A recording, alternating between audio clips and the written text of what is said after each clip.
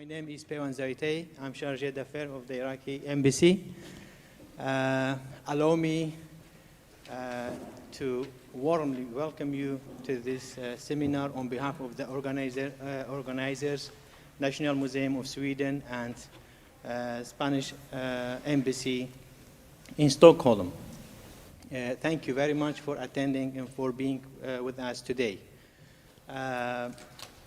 Now, on my own behalf, allow me to extend my heartfelt gratitude to the organizer, to the National Museum of Sweden, and to the Ambassador Cristina of Spain for this valuable initiative and event, for the excellent cooperations and organization. Thank you very much on behalf of myself and on behalf of the embassy.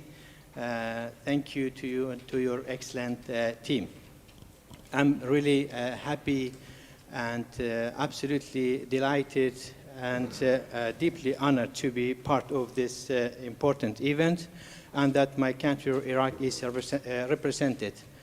The topic of the event, of the seminar, Art and War, and protections of artworks in conflict, and discussions on that topic are very important.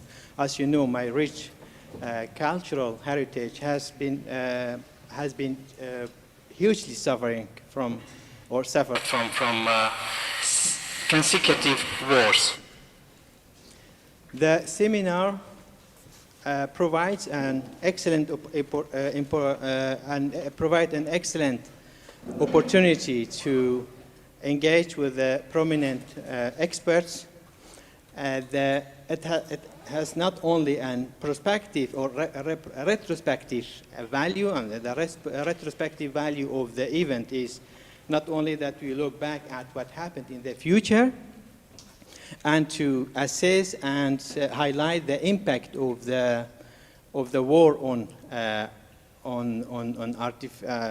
artifacts and cultural properties, but the prospective value of this kind of events is also to exchange experiences, to raise awareness, and most importantly, to focus on preventive measures to prevent that disastrous situations happen to cultural property. I had the privilege of attending a session at the Uppsala University today to listen to interesting but painful presentations of prominent experts about the topic, war and art and war, about what happened to the cultural heritage in Spain and in France in 30s and 40s of the previous century. Immediately I concluded if there would be enough lessons drawn from that experience, maybe what happened to our cultural heritage could be prevented in 2003. So having said that, I think cooperation and preventions are the key words when it comes to the protection of the cultural heritage. Thank you very much, and allow me to invite Mr. Francisco Villaplana and Madame Barbara Garcia to moderate this seminar. Please, you have the word. Thank you.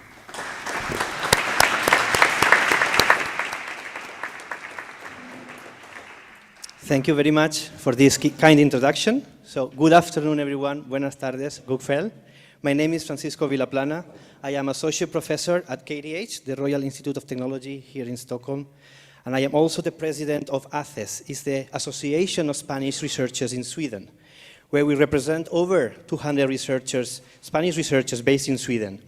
And we are very happy throughout the years to collaborate with the Embassy of Spain in Sweden with their scientific and cultural diplomacy activities, such as the event that has brought us today to this beautiful venue.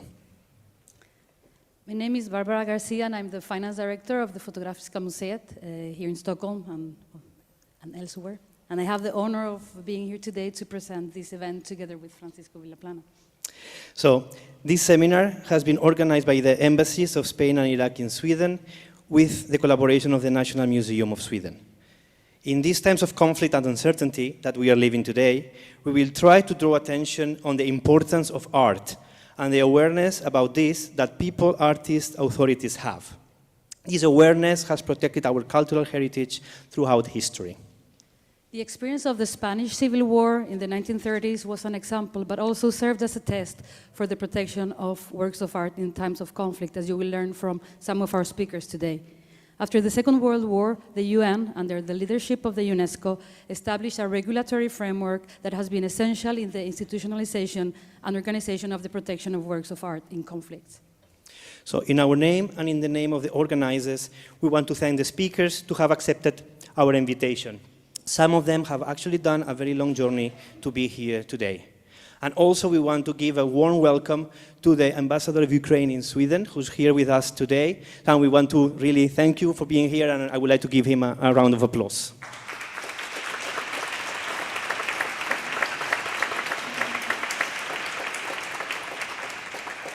So just some practical information. So 2 of the interventions will have translation in this equipment that we have here. So just when the time comes, it will be in Spanish and in Arabic, so please switch it on. Automatically, it should be channel 2, and then you can control the volume with the speaker, with the artifact. Yes? Okay, so without further delay, I would like to introduce our first speaker, Dr. Susanna Pettersson. Dr. Susanna Pettersson is Director General of National Museum in Stockholm and Adjunct Professor in Museology. She has specialized on museum history, collection studies, and the 19th century art. She has written extensively on these subjects and curated exhibitions such as Inspiration Iconic Works in 2020 that explore the relation between the classical works and contemporary art.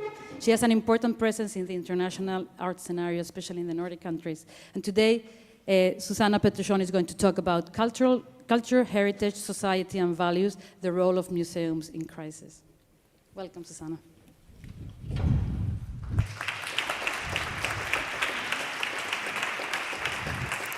Thank you. Dear ambassadors, your excellencies, speakers of the conference, invited guests. I'm really glad to see so many of you here today at the National Museum. That's a great honor and it's a great delight. This is what I'm going to talk about today. The title of my presentation is Culture, Heritage, Society and Values, and especially the role of the museums in crisis. I have divided my talk to these 4 sections. I'm going to say some words about stories and identities, then move on to the museums and nation-building process, then to resilience and the role of museums in crisis, and end up with some thoughts concerning society and values. A thought to be shared before I begin is related to this. Our societies need values that can be shared on personal level, on community level, and a wider context. And I tend to call these values as anchors. We really need those in our lives. And one of the most important anchors really is culture. But how and to what extent do we actually use that? Culture as an anchor. And for those of you who are now coming in, so there are lots of seats on this side, so you're welcome to walk through the audience. My hypothesis today is that the value of culture becomes especially visible during the crisis, not when businesses are running as usual and everything is fine. It becomes visible when under the threat. And as you know, today's focus point is museums. So let's begin with stories and identities.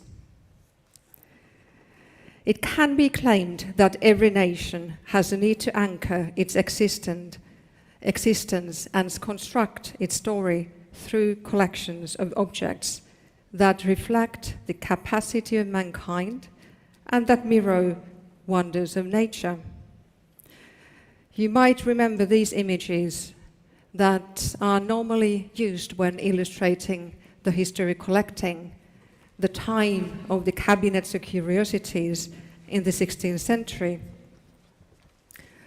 And at the time when collecting practices were formed, the time when collecting was linked to knowledge and thus research. Studiolos, the places for researchers, places for the scholarly activities, were the pulsing hearts of the collections. And in most of the cases, all the objects, they could be seen using contemporary terms as a portal to a universe of knowledge. Collections became also a way to communicate, and collections certainly became a way of showing off. You might wish to think about Rudolf II as an example in Prague and his vast collection that the whole of Europe admired. How scientists like Tycho Brahe from Denmark and Johannes Kepler traveled all the way just to work with him and for him. His ambition was to create an image of a sovereign, kind of an enlightened sovereign, even before the time, real time of enlightenment, and to show how material richness could be turned into intellectual capital. Collections became an arena, a platform, a tool that was cleverly used when reaching out to new political conquests. Or you might want to think of Queen Christina of Sweden, who is not only a strong queen, but an ambitious alchemist, religious seeker, lover of art and literature, and much more, and an endlessly curious mind. She wanted to transform cold and murky Stockholm into a real center of knowledge, and invited philosophers such as René Descartes to work here. She also knew exactly what she did when she had sent her troops to Prague to loot Rudolf's collections during the 30-Year War. And this is rather interesting because if you think about what happened then, is that she was actually dismantling the material and intellectual capital that Rudolf had collected, and she showed by doing so that who had the power. And we actually do have some pieces of that collection here at the National Museum.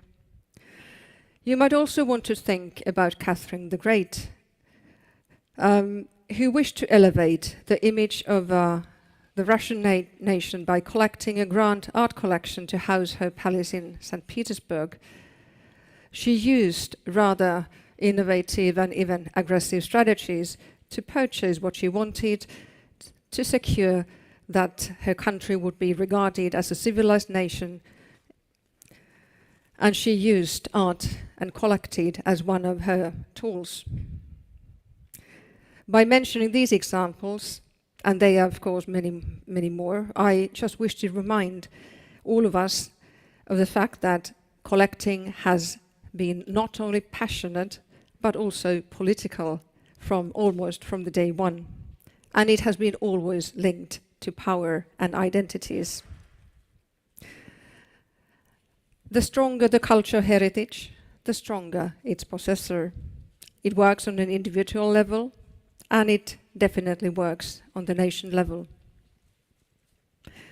Now, one would probably want to ask that what happens when these assets become part of the story of the nation. this is just a very short reminder of how it looked like when the collections were open to the public in Europe. The first collections opened their doors already at the very end of the 17th century.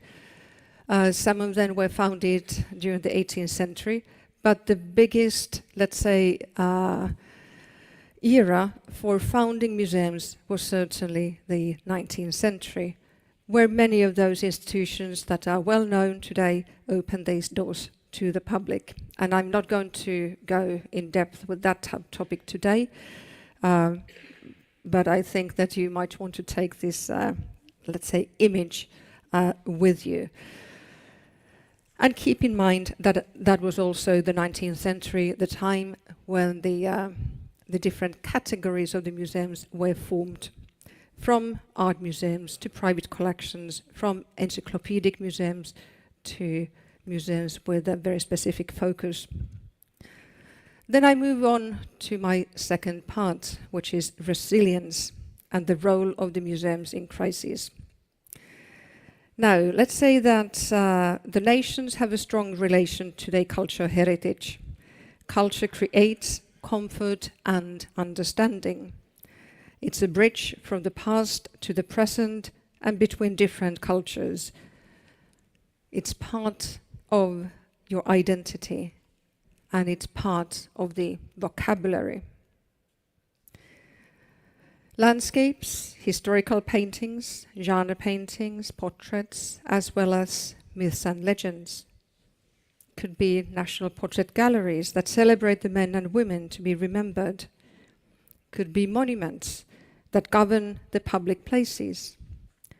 Stories that emerge and can be told and retold.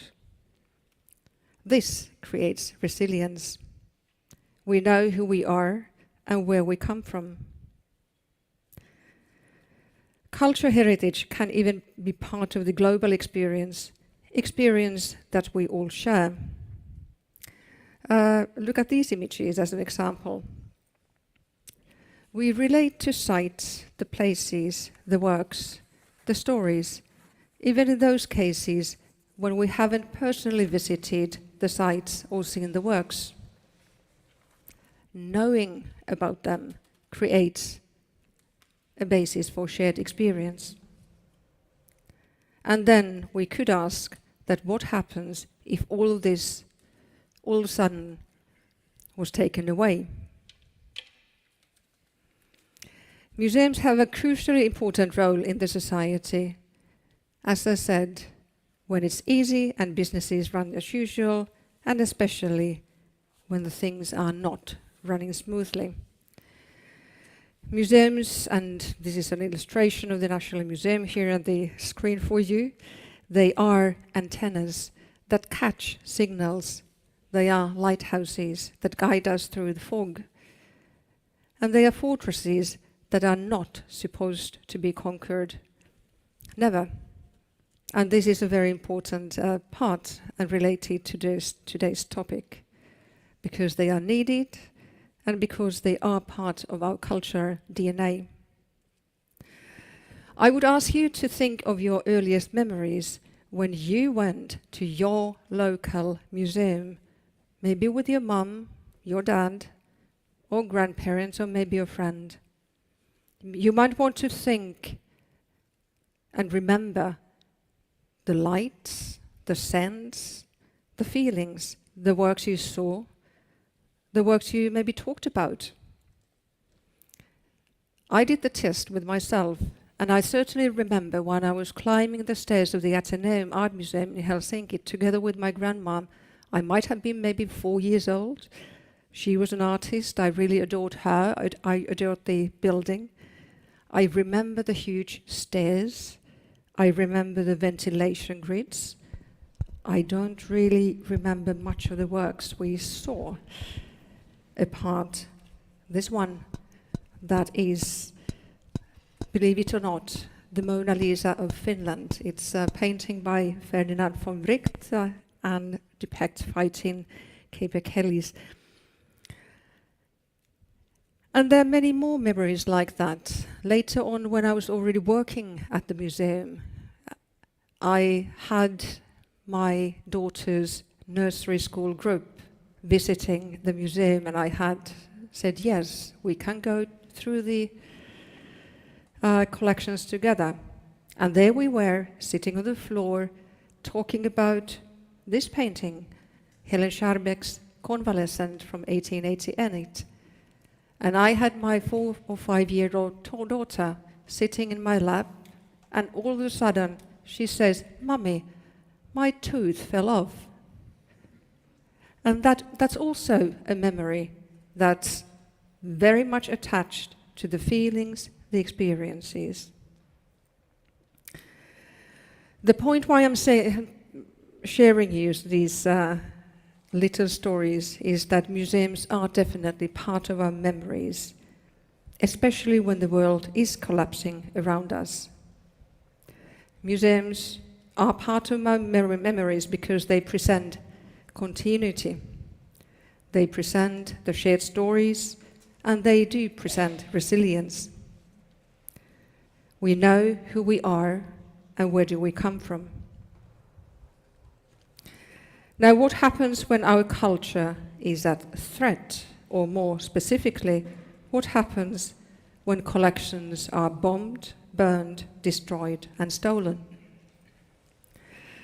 We have seen the horrors of war in Ukraine as we speak. Unforgivable violation against the Hague Convention.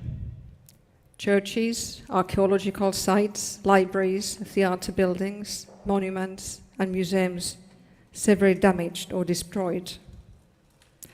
Violating culture or heritage is violating our history and culture, the shared experience. And the world reacts, and we react. We need to react to the wrongdoing, the crime. I will show you 2 more images that say more than many words. They are not from the war, but you remember these things taking place. Brazil National Museum burning in September 2018, and how that it was vastly reported all across the world because the nation lost its memory. Or this one, Notre Dame burning in Paris. We know that these flames were not caused by bombs, but they created massive sense of loss that the whole world reacted to. And these are very good examples that remind us that we really need to do everything we can to protect our culture in peace and in war, at war. Then I move on to society and values.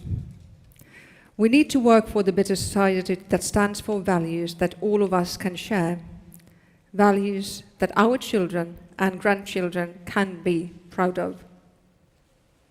I believe that culture has a serious role in society, much bigger than, as an example, our politicians or other than culture industries have ever understood.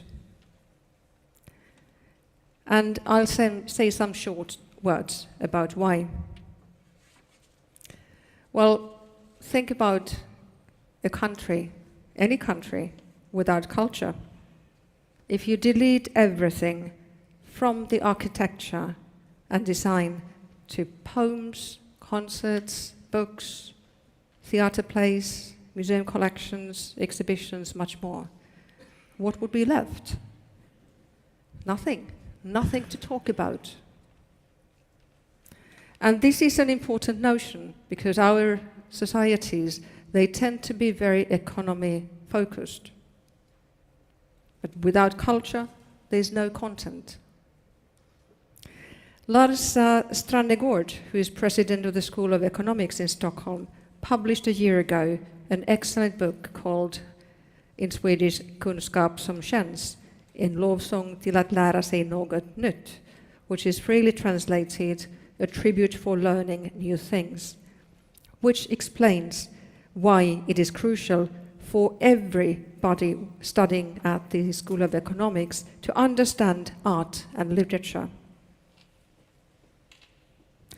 And short answer to his why question is this: they need to study art and literature that they would have something to discuss with the clients. If you read, if you visit the exhibitions, you won't have a dull moment. And you can always start an interesting discussion over the lunch or dinner. He also reminds the reader of a very old joke about Swedish businessmen, why the French don't want to have lunch with them, and that's because they don't only talk about work. Well, joke or not, Lars Strannegård is determined to change this. He has added art and literature to the school curriculum. He has even invited artists to make works to the classroom. The latest one is by a London-based artist, Yinka Shonibar, whose public artwork, which is here, and commissioned by to Stockholm by Princess Estelle's Culture Foundation, that was put in place earlier this year.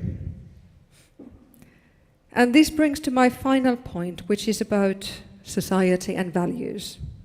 If we make sure that the different actors in the society have plenty of ways to interact, and there's an image here, and work together, we will be definitely much stronger. Collaboration between the academia, the government, the businesses, and civil society creates a very fertile ground for innovations.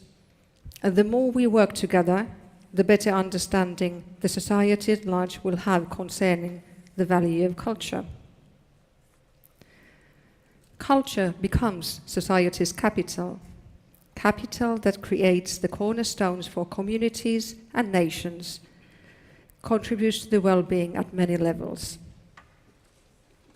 And I would love to hear, just as an example, our politicians talking seriously about culture, talking about why investing in culture is investing in core values, talking about why investing in culture in investing in freedom of speech, why we need creativity, why we need those arenas or platforms that enable unexpected encounters, like the museums, which can be accessed no matter the social, economic, or cultural background. I said in the beginning of our presentation that the value of culture becomes especially visible during the crises. And I would like to remember that museums, they are safe guardians of our cultural heritage, at peace and at war. And by these words, I would like to thank Ambassador Cristina Latorre Sancho for the great initiative, and once again, on behalf of the National Museum, wish you all ever so welcome to this seminar. Thank you.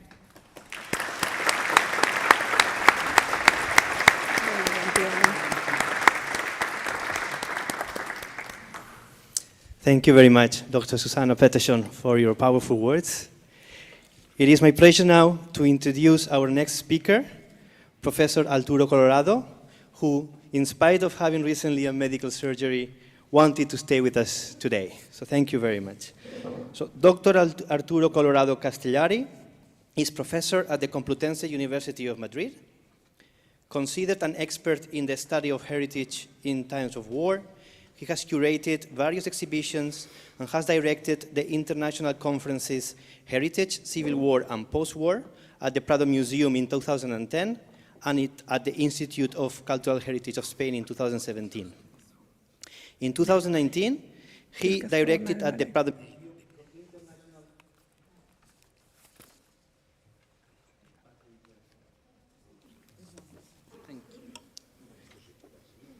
Where was I? Yeah.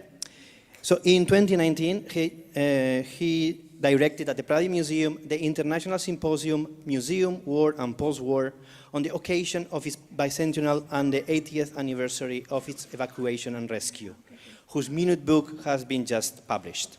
So today, he is going to talk about Exodus and Exile of the Prado Museum, 1936-1939. The floor is yours.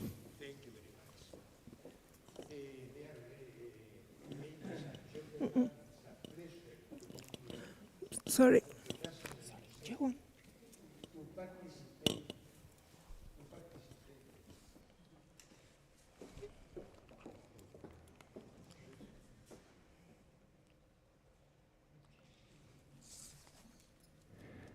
Okay. Después, sí.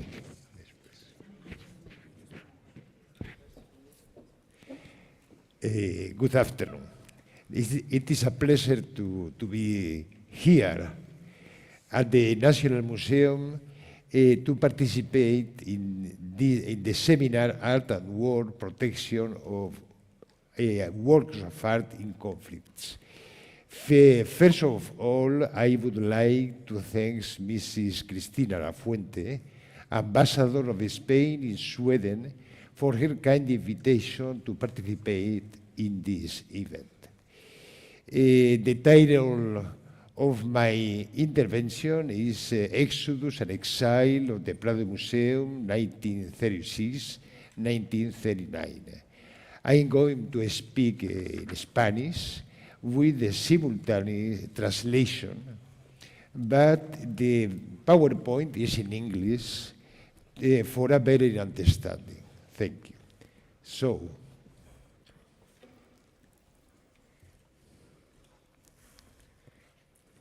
it's okay. This is the... Excuse me. ¿Cuáles son para pasar? Este de aquí. Este de aquí, este es arriba. Vale, perfecto, perfecto.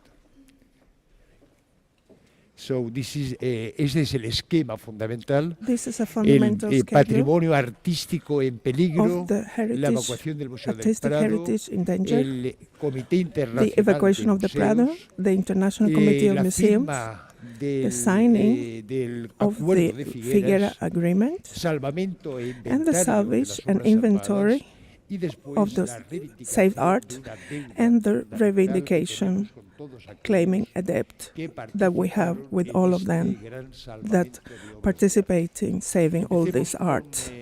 el patrimonio en peligro en el momento de The la Guerra art- Civil Española. We start with the Aquí vemos artistic una imagen saving. del Museo del Prado. We see an image En el of the año Prado Museum 1936, from 1936 in November. 1936, como vemos el museo completamente vacío. We can see the Y museum is donde totally no hay empty ninguna pintura, and there are no y las paintings, esculturas que quedan and están cubiertas the con sculptures sacos terreros are para covered protegerlas with sacks de to los be posibles protected, bombardeos y de los peligros to de be la guerra. protected from the dangers of Hay que war and explicar que en agosto and del bombings. 1936, el país ha In quedado August dividido 1936, the country was La divided zona in two verde sería la zona sets. nacionalista The franquista, green zone is the y la zona nationalist with blanca, Francoist, por no utilizar el rojo y el azul, que son and los instead of colores using habituales red and en blue, estos casos. I will say La zona white. blanca sería la The República white zone will be o sea, the el Spanish gobierno Republic. legítimo, That means the legitimate que government, es atacado por un democratic, golpe de Estado that was militar attacked en on a julio del año coup d'etat 36, que provoca in la July división del país en 1936, dos, which y provoked una larga the division terrible guerra civil of durante 3 años. Spain and a long En war estas of 3 years. circunstancias, Under these los circumstances, peligros fueron the enormes, dangers were muy grandes, enormous, porque, por ejemplo, se very se big, produjo because, for una example, reacción there was a revolucionaria great, al a golpe strong de reaction Estado militar, against the coup con, d'etat. deterioros, quemas, With- saqueos de iglesias, We could see burning down churches and convents, for example, Santa Maria del Mar in Barcelona, or the confiscation of numerous palaces in Madrid, such as the Palace of the Duke. But the government of the Republic very quickly designed a plan to protect the heritage, the artistic heritage. And I would like to highlight two people, Joseph Renaud. He was the General Director of Fine Arts, and Timoteo Pérez Rubio, who was the President of the Board of Artistic Treasure.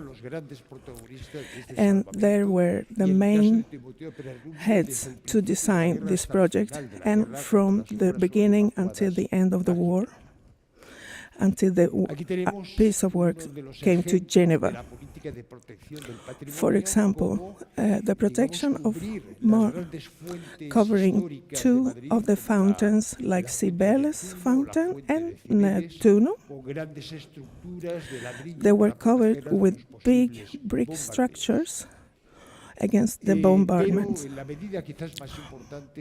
But the most important measure was to collect, register, and deposit artwork. There was a Christ sculpture, as we see here, that has been packaged and moved away in a truck. We can see how they registered and put the art pieces in salvation. For example, at the Grand Basilica of Madrid, we are talking about thousands of art pieces that were salvaged during those horrible times of the Spanish Civil War. For example, the politics of propaganda to protect the artistic heritage and to asking for the salvation of the artistic heritage as a main politics of the Republican policies. Or, for example, the design of posters asking for the protection of the artistic heritage. For example, the one that says, "Workers of today, please respect the labor of those of your fellow workers from before." That means taking special importance in old art. But Madrid was totally surrounded by the Francoist forces and systematically bombed, because through the Francoist forces and his allies from Italy and Germany. For example, we see the National Museum of Anthropology and the National Library in Madrid that were damaged significantly, or almost total destruction of the Palace of Duke de Alba in the center of Madrid, which was practically destroyed. But the most absurd was in November 1936, on 16 November, when they bombarded directly on the Prado Museum. The Prado Museum was actually highlighted with Bengala lights to prevent anyone attacking it and to protect it. But we can actually see how the bombs impacted on the actual building. The danger was totally imminent, and there were measures to be taken, and the evacuation of the Prado was really important to save those pieces of artwork. They were put into big boxes, onto trucks, and transported away.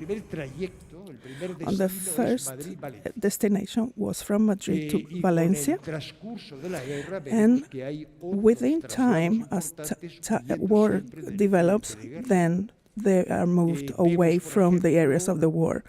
For example, we can see how all the art pieces are packed down. In the Prado Museum, we can see the self-portrait of the Dürer.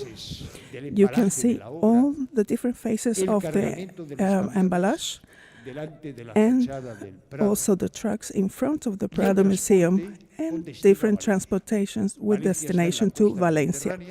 Valencia is located on the Mediterranean coast, where the government of the Republic was residing, which was also evacuated from Madrid. In Valencia, the main deposit was at the Serrano Towers. It's a medieval tower, and you can see the facade of the building and a design of how these towers were protected. For example, with the special structures to impede direct bombing. You can see a design of the two towers and where all the art pieces were placed. We are talking about Velázquez, Las Meninas, Goya, Greco, Rubens.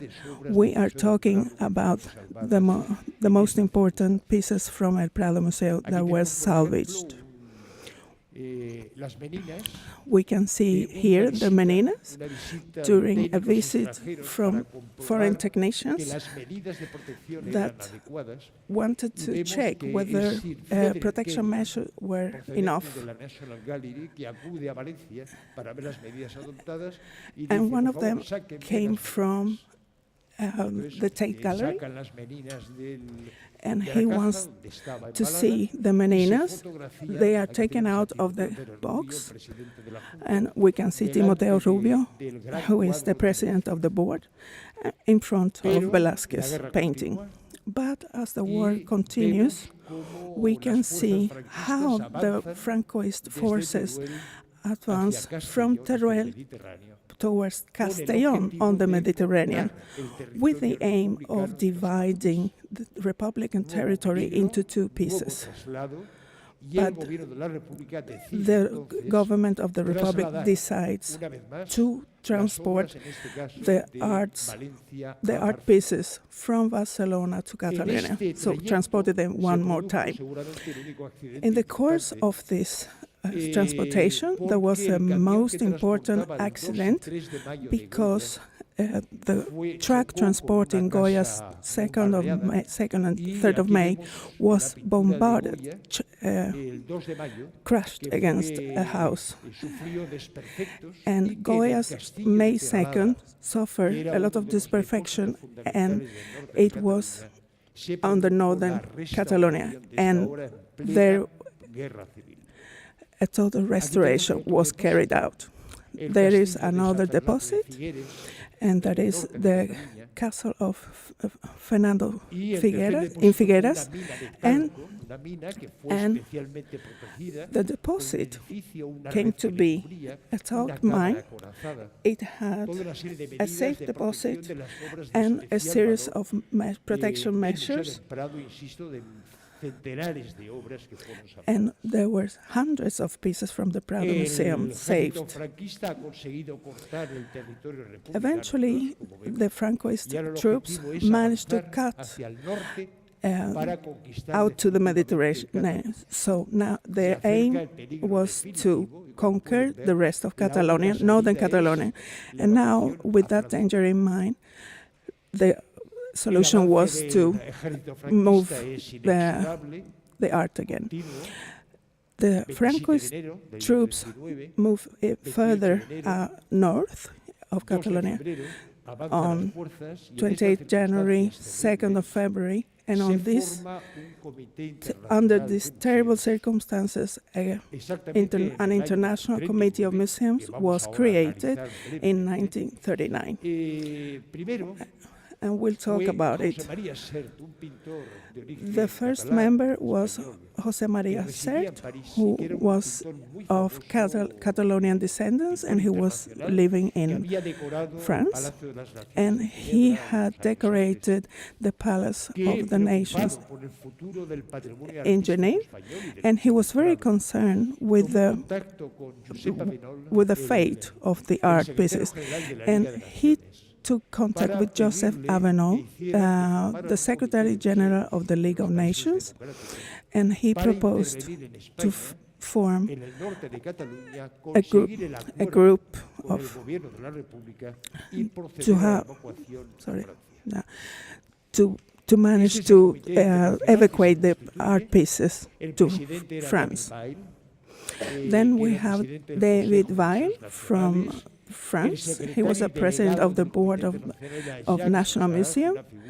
The secretary and delegate of the committee in Figueras was Jacques Jogard. He was subdirector of the National Museum. And the British observer Neil McLaren from National Gallery in London. We are talking about French and English. Henri Verne was the director of the Louvre Museum. Gabriel Cognac, vice president of the board of the Museum, of the National Museum. From Great Britain, we had Sir Ivan Charteris from Tate Galleries in England, and then Joseph Duvin from the National Portrait Gallery. And then from Switzerland, we also had one of the main figures to bring the pieces to Geneva. He was, to say, the president of the Society of Friends in Geneva. And from the Netherlands, Frederik Schmidt-Degener. From Belgium, we had Count Carton de Viart. And from the United Nations, George Blumenthal. He was the president of the board of trustees of the Metropolitan Museum of Art in New York. We cannot say that all of them engaged as much, but some of them acted more and also supported the project financially and morally. The idea was to have to take measures on a private title, as a private person, with using private and public funds. The context is not to intervene in the Spanish War, and all of the countries from the League of Nations had signed, and to give a support, but not. And the goals were to negotiate an agreement with the government of Spanish Republic and also how to evacuate the artwork and transport them to Geneva. And this way, they were trying to maintain neutrality during the Spanish Civil War. Eventually, the Figueras Agreement was signed. It was signed on the 2nd and 3rd of February by the Foreign Ministry, Julio Álvarez del Valle, and Jacques Jogard, delegate of the International Committee, and also Timoteo Pérez Rubio and Neil McLaren.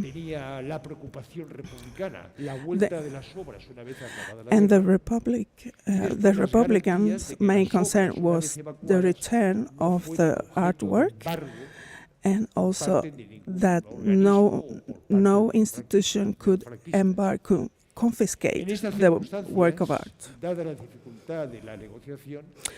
Considering the difficulties for the negotiation, also because there were bombings in Figueras by the Figueras Castle was the most important storage suffering from bombing. After this bombardment, this is the original of the Figueras Agreement, where you can see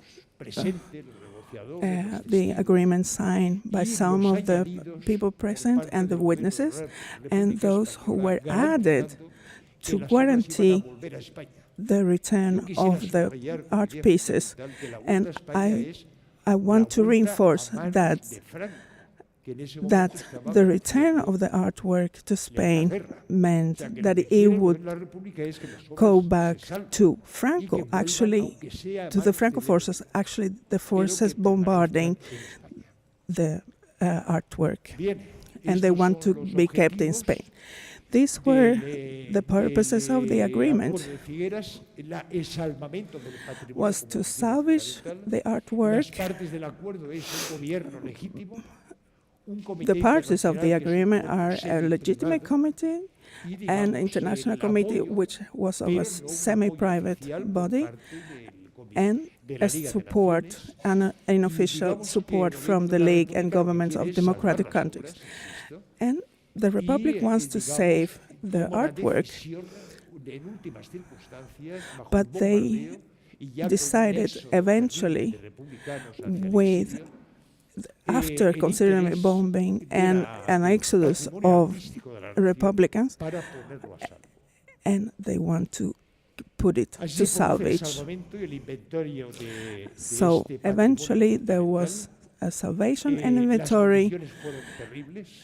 The conditions of the evacuation were terrible.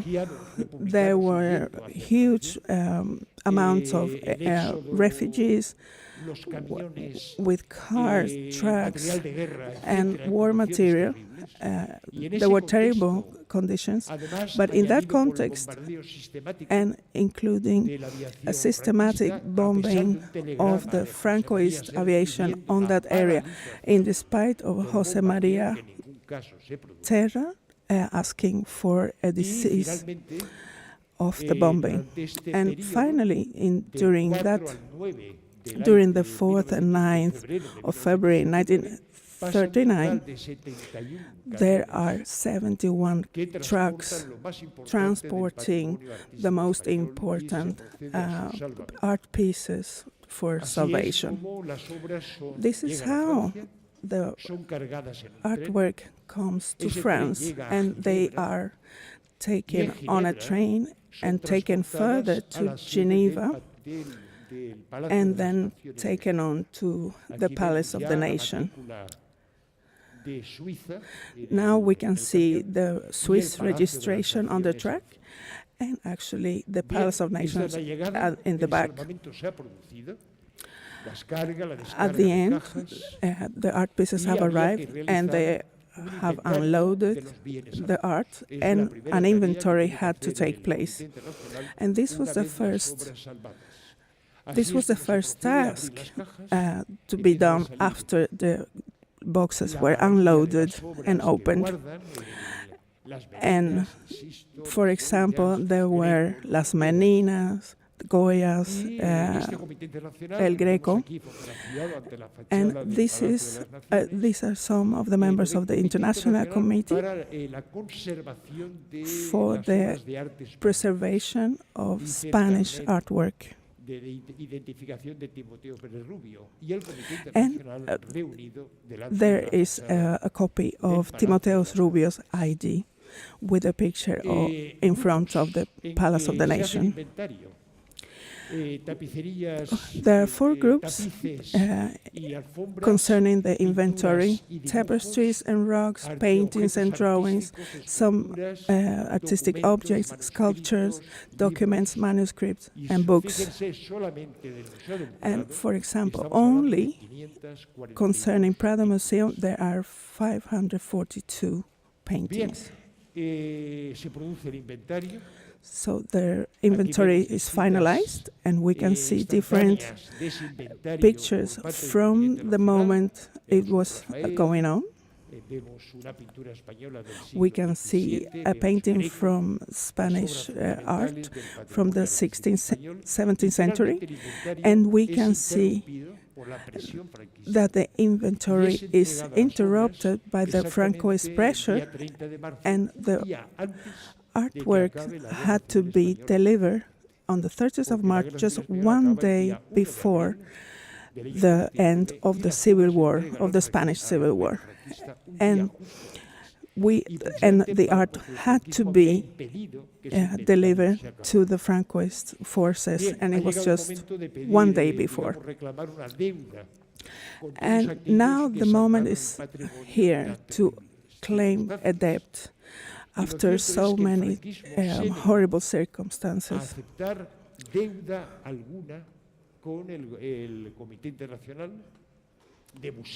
And Franco was totally against accepting any kind of gratitude to any of the members. For example, the Palace of Nations, the International Committee for Salvation of Art, and they had to bring out all the paintings and the artwork in two shipments. First, there are two shipments, and the Franco regime managed to rescue art pieces from the hands of the Reds.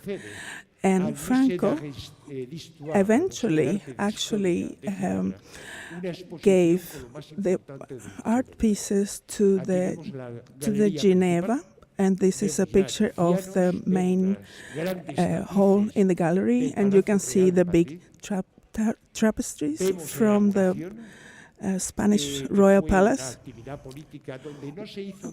There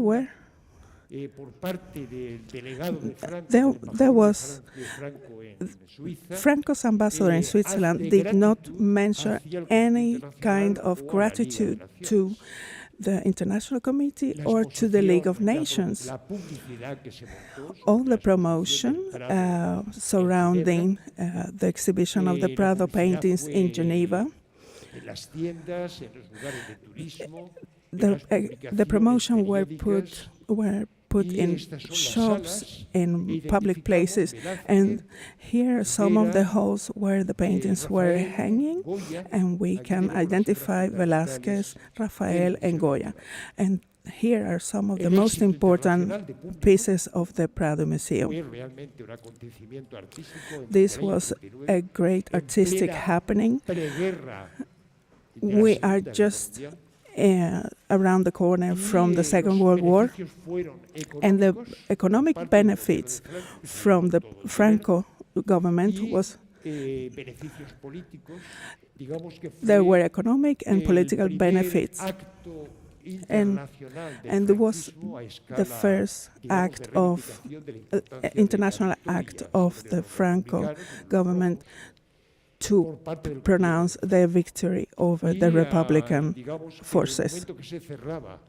And at the time of the ending of the Geneva exhibition, there is a Nazi attack on Poland, and it is the opening of the Second World War. Right away, they put everything on the tracks on the 7th of September in 1939, and this is how the magazine ABC can acclaim that the Prado Museum is complete. Everything has been salvaged. So Timoteo Pérez Rubio goes on exile. José María Sert demands an acknowledgement of the debt towards the international community, and they refuse to acknowledge any kind of debt and any kind of cooperation with the Red.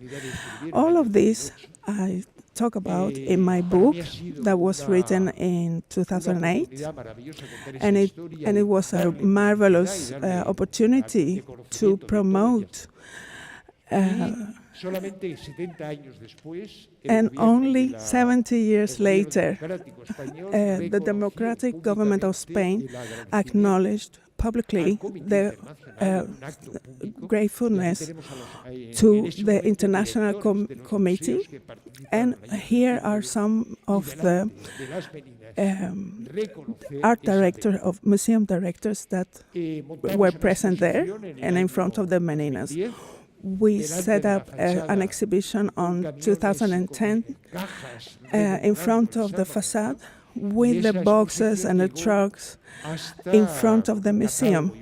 And it came to be a catalogue, and it ended up all the way to Geneva. And 10 years later, we could actually put together a congress and as a close-up for the reivindication of the Prado Museum.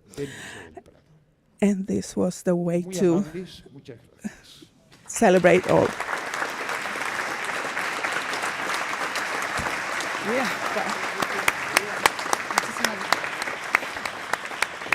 Muchísimas gracias, señor Colorado.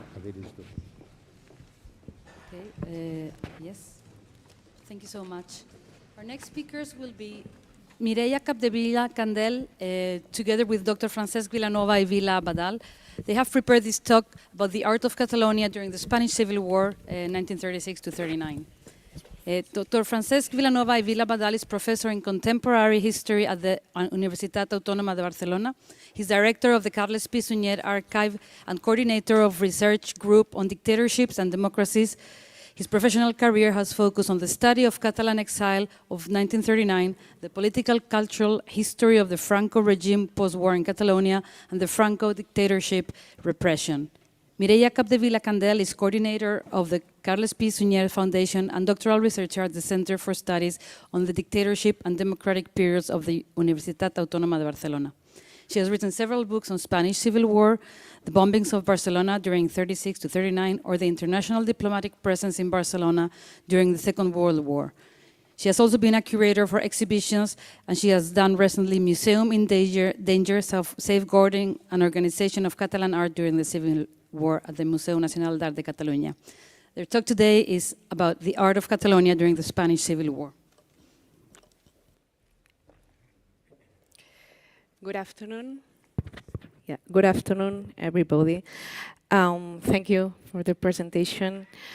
First of all, we would like to thank to the organization of this seminar, the invitation to participate in this interesting act. Decades go by and wars keep coming, one after the other, inherited from the generations to generations. There is no need to look centuries back. We only need the slightest memory of the 20th century, but now, unfortunately, also of the 21st century. To be reminded of the images of wars, human destructions, and thereafter the destruction of war heritage. I mean, books, art, monuments, landscapes, everything that constitutes and organizes a minimal civilized society.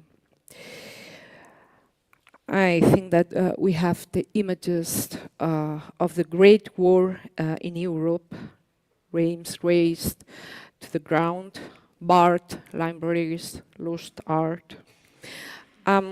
We are quite familiar with the catalogue of Second World War destructions, theft, and looting in Europe. We would have to review and see the destruction of heritage in other parts of the war, because there was a lot of it. So I think that heritage, in whatever form, has become another instrument of punishment. Heritage is a hostage. I think that is a hostage in the hands of enemy in a context war. In the case of Spain, of Catalonia, also, this question must be asked in the context of the Spanish Civil War.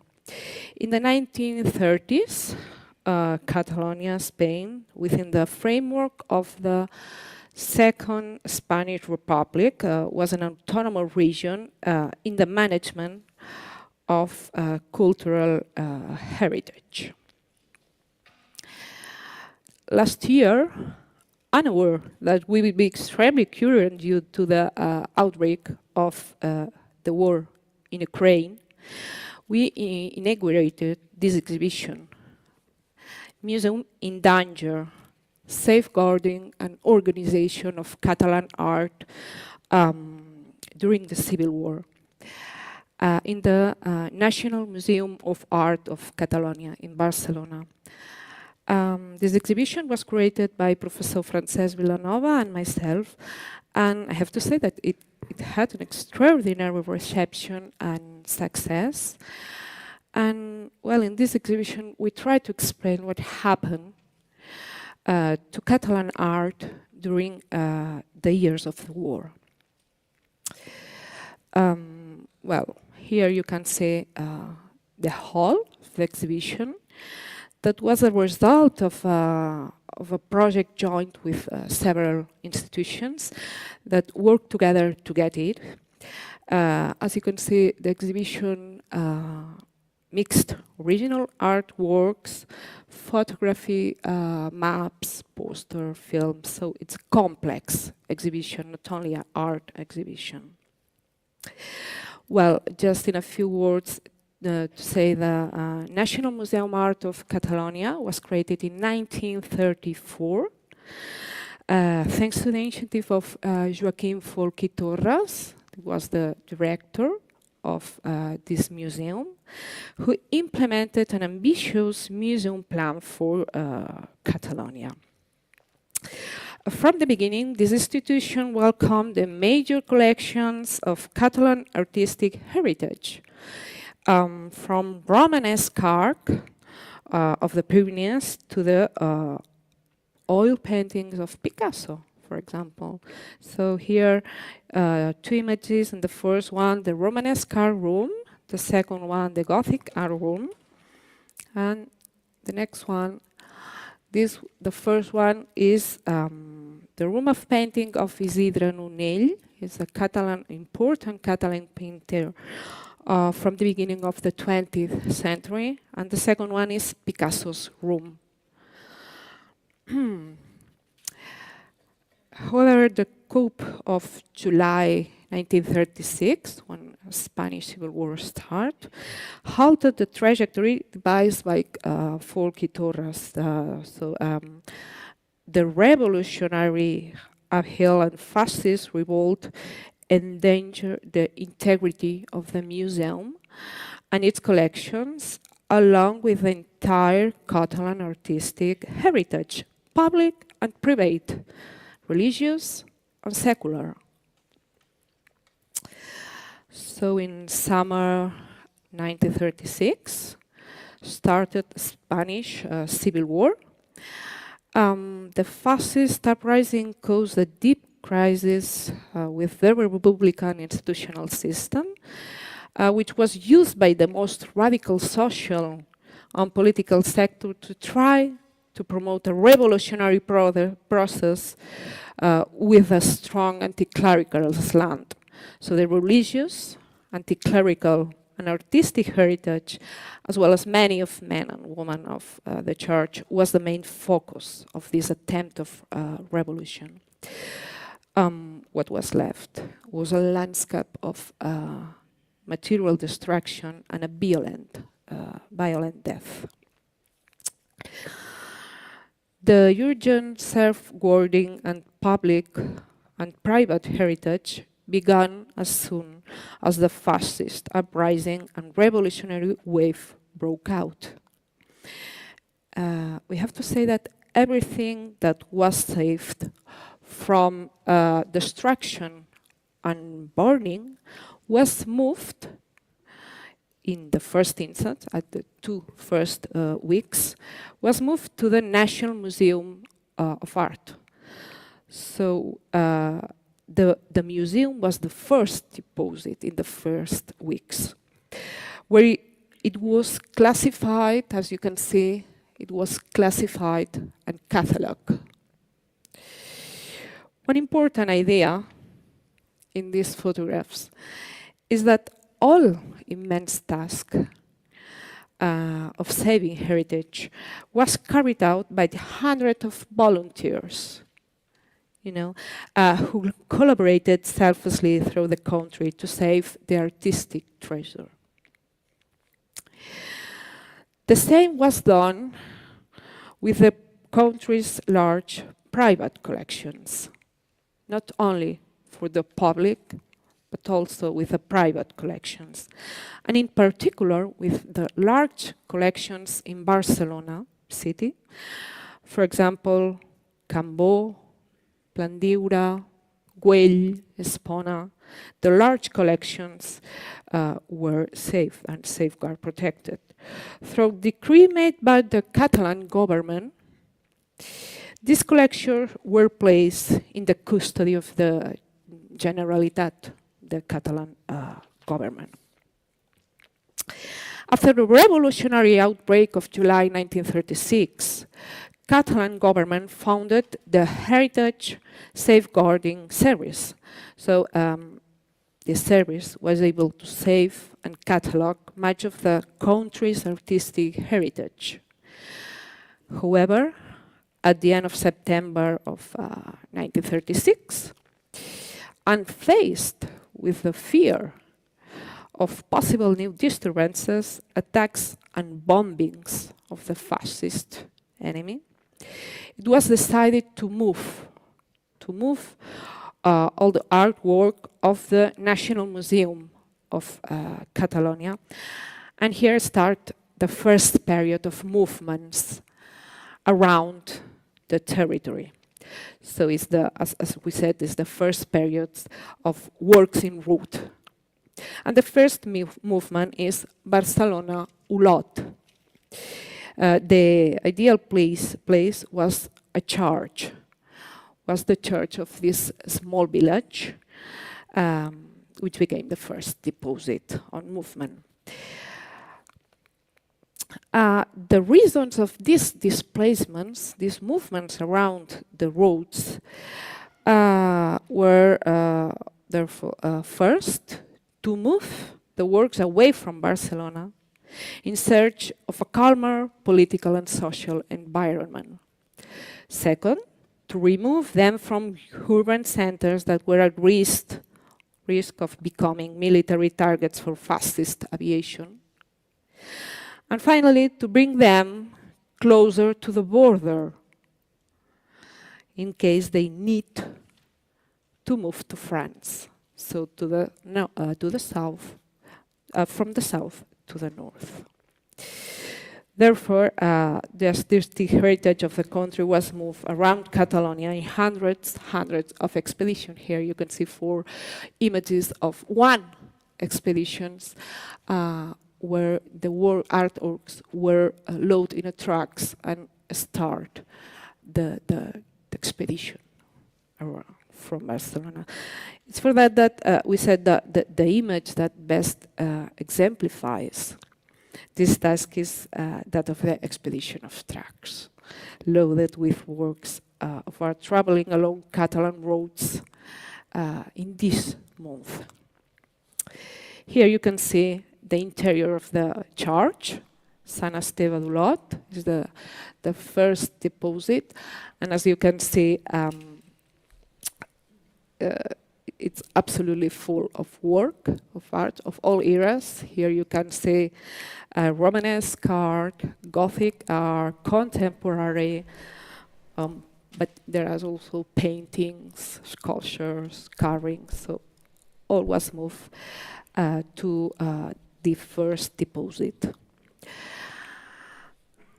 As the works of art were considered an artistic treasure for the country, the government ordered that they should be protected and custodied by the police. So here you can see works of art with police taking care of the works. In this case, is the regional police of Catalonia, and we say Mossos d'Esquadra. But it's the context of the Second World War. Sorry, because the map. As in the context of the Spanish Civil War, it's important to accept one idea that had to be clear, is that the evolution of the war is the reason that explains all these movements. I mean, as the fascist attack progressed, after the breakthrough and partial fall of Lleida, another village to the south, this responsible for the Catalan heritage decided to create new deposits to ensure the integrity of the works farther northern in Olot. So as you can see, this is the second route, and works of art were moved from Olot to Darnius, Agullana or Bescanó, a small village at north of Catalonia, next to the border of France. This displacement repeat the images of expeditions of trucks loaded with works of art. And as you can see, the conditions and security measures were very poor. They didn't have more than trucks, ropes, and some wooden boxes. The last deposits were installed in large houses like this one, hidden by the Pyrenees. And this is an example. This is Mas de Sculls that had unique conditions for preserving the artwork. Solid architecture and inconspicuous settings far from the beaten path and away from the military targets of fascist aircraft. Romanesque, Gothic, Renaissance and Baroque, modern and even contemporary, altarpieces and oils, carving, sculpture, numismatic, ceramic collections. All kinds of art were catalogued, organized, and transferred in a methodical way. The works traveled through the territory and were carefully safeguarded in places which were far from the war front. This is an example of works that of works of art moved in the last period. This is a room of our exhibition. And here you can see some pieces, for example, a sample of numismatic, wood carving with remains of polychromy from the 12th century, and paintings of Mir, Nunell, Casals, Sunyer. All of them are Catalan painters of the early 20th century. But there are more. There are Gian Battista Tiepolo, and the last one is Greco. All of these paints are also protected in last period. Well, in this point, I would like to make a pause in the evolution of the war, because I want to introduce the singularity of the Catalan case. We have to go back, spring 1937. Well, Catalan government was the architect of the last strategy to save the heritage. And in this image, you can see one hall of our exhibition.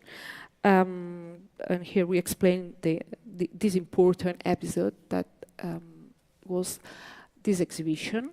We tried to reproduce the exhibition in Paris with the original works that were moved in Paris in 1937. The spring 1937, Paris hosted the exhibition L'art catalan du XIe au XVe siècle. And it was a milestone in the history of Catalan art, as it was the first time that a representative exhibition of Catalan medieval art had been shown abroad. In the context of the Spanish Civil War, 1937, the Catalan government obtained authorization from the Spanish Republic government, and also the collaboration of the French authorities to move the main Romanesque and Gothic works of Catalan artistic heritage and exhibit them in Paris. Here, it's important to emphasize that this exhibition was in the context of the Paris International Exhibition. I mean, it was the best showcase, the international showcase to show the art of country. In February 1937, preparations were made for this exhibition, Catalan government was in charge of listing the pieces to be exhibited and organize the transfer. And well, from Olot to Paris, 2 journeys were arranged for the tracks. These journeys mean the important pieces of Catalan artistic heritage could be removed from the danger of fascist bombing and safeguarded in the neighborhood country where the French government took care of the economic cost of relocations, insurance, and their storage in Paris. The first venue for the exhibition was Jeu de Paume in Paris during March and April. On the left, photograph of the main facade of Jeu de Paume in Paris, and on the right, the exhibition poster.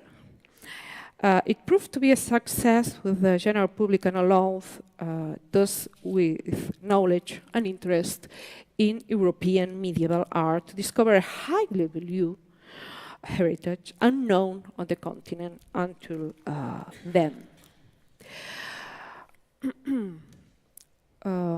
More than 100 works, 200 works, yes, of art were displayed in Paris, but not just any artworks. As they say, sublime artworks were exhibited there. Here you could see 4 images of the exhibition in Paris. There were 9 rooms with works of art, from the 10th to the 15th century. The impossibility of extending the exhibition at the Jeu de Paume meant that the exhibition of Catalan art was moved to the Château de Maison Lafitte, supported by the Ministry of Fine Art of the French Republic. And here on the left you can see the arrival of artworks in the chateau, and on the right the exhibition poster that it's similar but in blue. The spaces of this chateau were adapted by Folky Torres and Josep Maria Sert, and the exhibition was expanded with new pieces from Olot. The exhibition was supported by high quality of specialist publications. Just to say a few names: André Desarrois, director of the Jeu de Paume; Paul Vitry, curator of the Louvre Museum; and Christian Zerbeau, a critic and founder of the leading magazine of Cahiers d'Art, collaborated on text and photographs, something which had never before occurred in our artistic heritage. Just a conclusion of this episode is clear. Catalonia transferred hundreds of pieces to France, but not only to keep away from the war, but also to show the rest of Europe the great task and effort of heritage rescue that was done in a war context. So we can see Spanish government and volunteers also, we can't forget it, safeguard, organize, classify, register, restored, and also discover new pieces during this month. So, to conclude, I think that we can say it was an entire policy of managing the cultural heritage of the highest category. I finish here. Now I give it's a turn of Professor Francesc Vilanova, that he will explain you the last part of our presentation.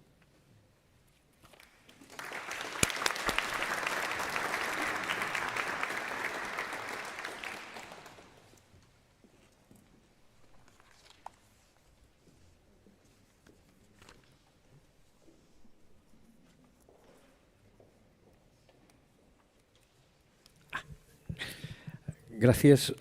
Termino con esta dramática historia dramatic story, just briefly. Las tropas franquistas The Francoist troops llegaron a la frontera came to the con Francia to the el 10 French de enero de border on the 1939 10th of January 1939 ocuparon todos los That meant depósitos that del they norte de occupy all Cataluña, the deposit of the Olot, northern Darnius, part of Agullana, Catalonia, etcétera, Olot que todavía and estaban llenos de Arguyana, obras, and y which still had many of the art febrero pieces. y And el quickly, verano de in 1939, February and empezaron la evacuación de during estos the depósitos summer, hacia they el sur, started the hacia evacuation Barcelona, of those deposits para towards ser the south to devueltos Barcelona, o bien a to los be in museos, turn empezando por el Museo de returned Arte de Cataluña, o to bien a the los Museum of coleccionistas Art privados in a Barcelona los cuales se or les to había the salvado private sus collectors colecciones whose el collections had verano been del saved 36, in cuando the el summer peligro of 1936, era when the danger más of the que revolutionaries evidente. was really imminent. Cierro esta final de historia I would like to end this el story salvamento of how de the las art colecciones pieces catalanas and con collections, Catalonian collections, were saved 4 puntos with 4 básicos, points, basic sintéticos. points. En primer lugar, las tropas y las First of all, unidades militares del Servicio de troops Defensa and del Patrimonio military Nacional units of the Ministry de of los Defense of franquistas y otras National unidades Patrimony utilizaron of the la Francoists organización republicana used the para su labor existing de retorno. infrastructure to Inventarios, return ordenación, the use identificación de las the colecciones y inventory de sus propietarios, and etcétera.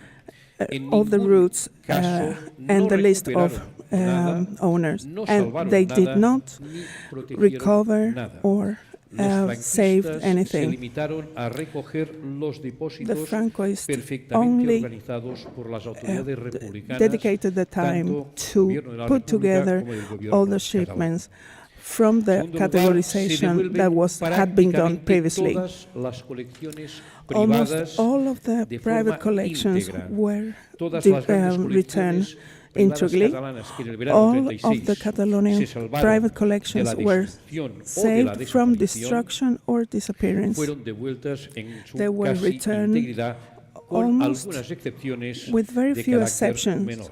All of them En were tercer returned. lugar, las On the third colecciones place, del Museo the de Arte collection of the de Cataluña Museum of Art of Catalonia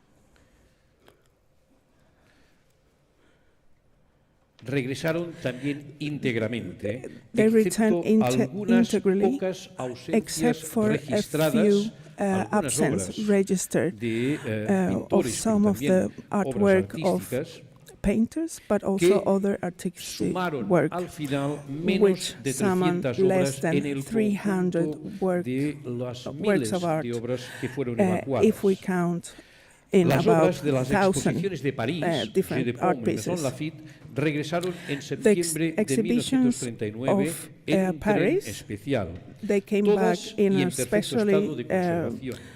in La a special organización train, final de su and retorno fue they were responsabilidad all del organized pintor by the José María painter Sert, en Joseph primer lugar, Joseph ayudado Maria por Sert, Joaquín Folch y Torres, and he el was director del assisted Museo by de Joaquín Arte de Folch y Cataluña, Torres, que inmediatamente who was the director of the National Museum of Art in Catalonia. And when he returned to Catalonia, he was actually presented before a war committee, and he was taken away from his function as director. And all the disorganization and chaos that you can see through all the papers and documents, they are due to the incompetence, the inefficiency, and also the lack of means, and probably also corruption that is explained through the disappearance of some of the pieces of art that disappear and that never return to their owners. And I finish by saying that everything that the Francoists said in the time of the war and the decades shortly after were based on propaganda and also on an enormous historic lie. The Catalonian and Spanish heritage, art heritage, were salvaged because of the Republican authorities wanted to save them, not because the Francoists were interested. Thank you.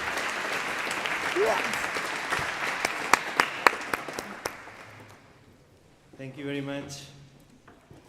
Thank you very much, Dr. Francesc Vilanova and Mireia Capdevila for their presentations. Now it's my pleasure to introduce the next speaker. And then, first of all, I want to thank you especially for having accepted our invitation.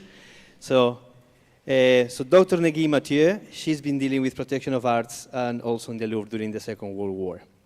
So, as I was mentioning, Dr. Negui Mathieu is Director of Research and Collection at the Louvre Museum and also a Senior Curator. Specializing in museum studies and in history of the collections, her research is devoted to the 19th and 20th centuries. She's member of a research unit of the Center National de la Recherche Scientifique and in charge of a program at the National Institute of Art History. And she is also teaching at the École du Louvre.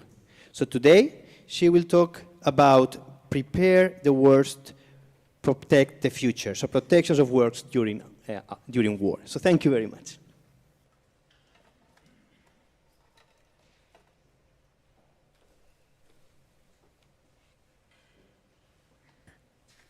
Okay, thank you very much for your presentations.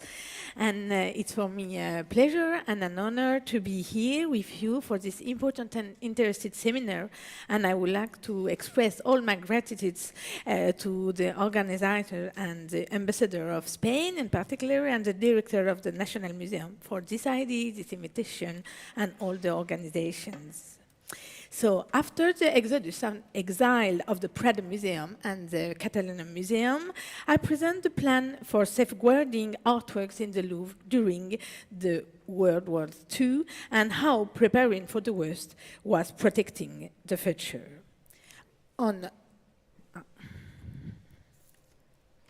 Sorry. It's not mine.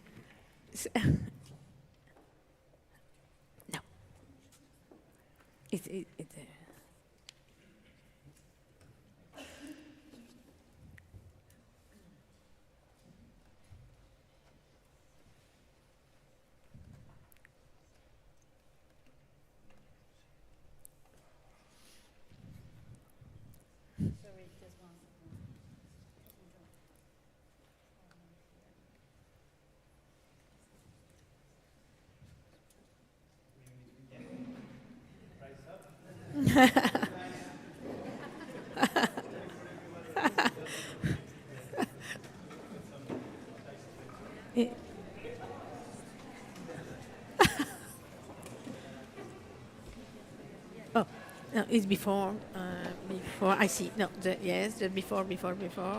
It's in mine, but no, after that. Oh. This is mine, but not the first. Yes, and with this one.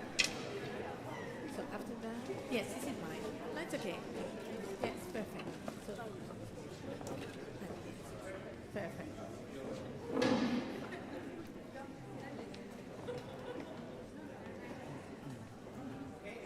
Yes, perfect.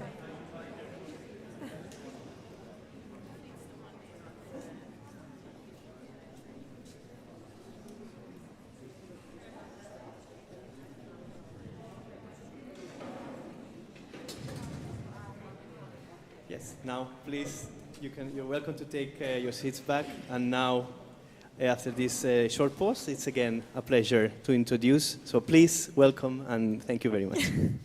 And thank you for your passion. So I present the plan for safeguarding artworks in the Louvre during the Second World War and how preparing for the worst was protecting the future. On 28 August of 1939, the Mona Lisa, the masterpiece which never moved, left the Louvre to embark on a long period of exile, intending to protect it from the ravages of war. This saw the start of a long procession of lorries that emptied the museum of its masterpieces. 3,691 paintings, as well as sculpture and antiquities, set off on their journey to find shelters on various chateaux across the country, under the watchful eye of curators and museum staff.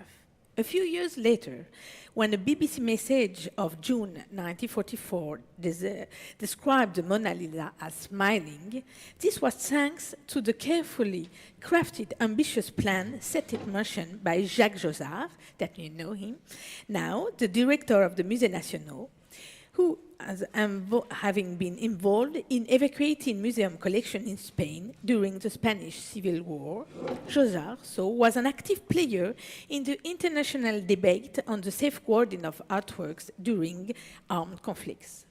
In 1939, the sudden need to put theory and hypotheses into practice was to be a decisive stage in the museum history and also in the profession of curator.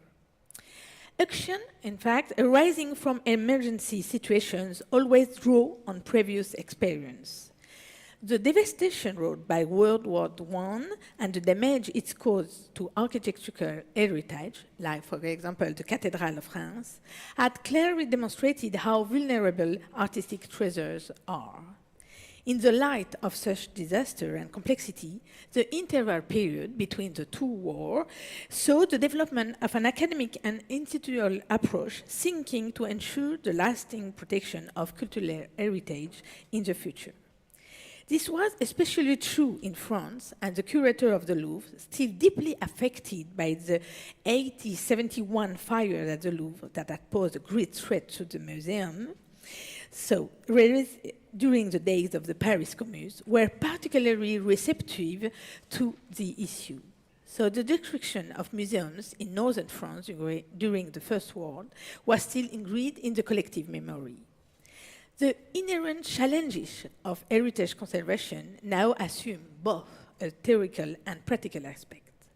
The first publications appeared just after the war. In 1919, the German art historian Paul Clément, who had been stationed in Belgium as part of the occupation forces, published Kunstschutz in Kriege, officially setting out the principle of conserving artistic heritage during armed conflict. This gave rise to a new discipline, the safeguarding of artistic heritage, which was taught at the University of Bonn, for example.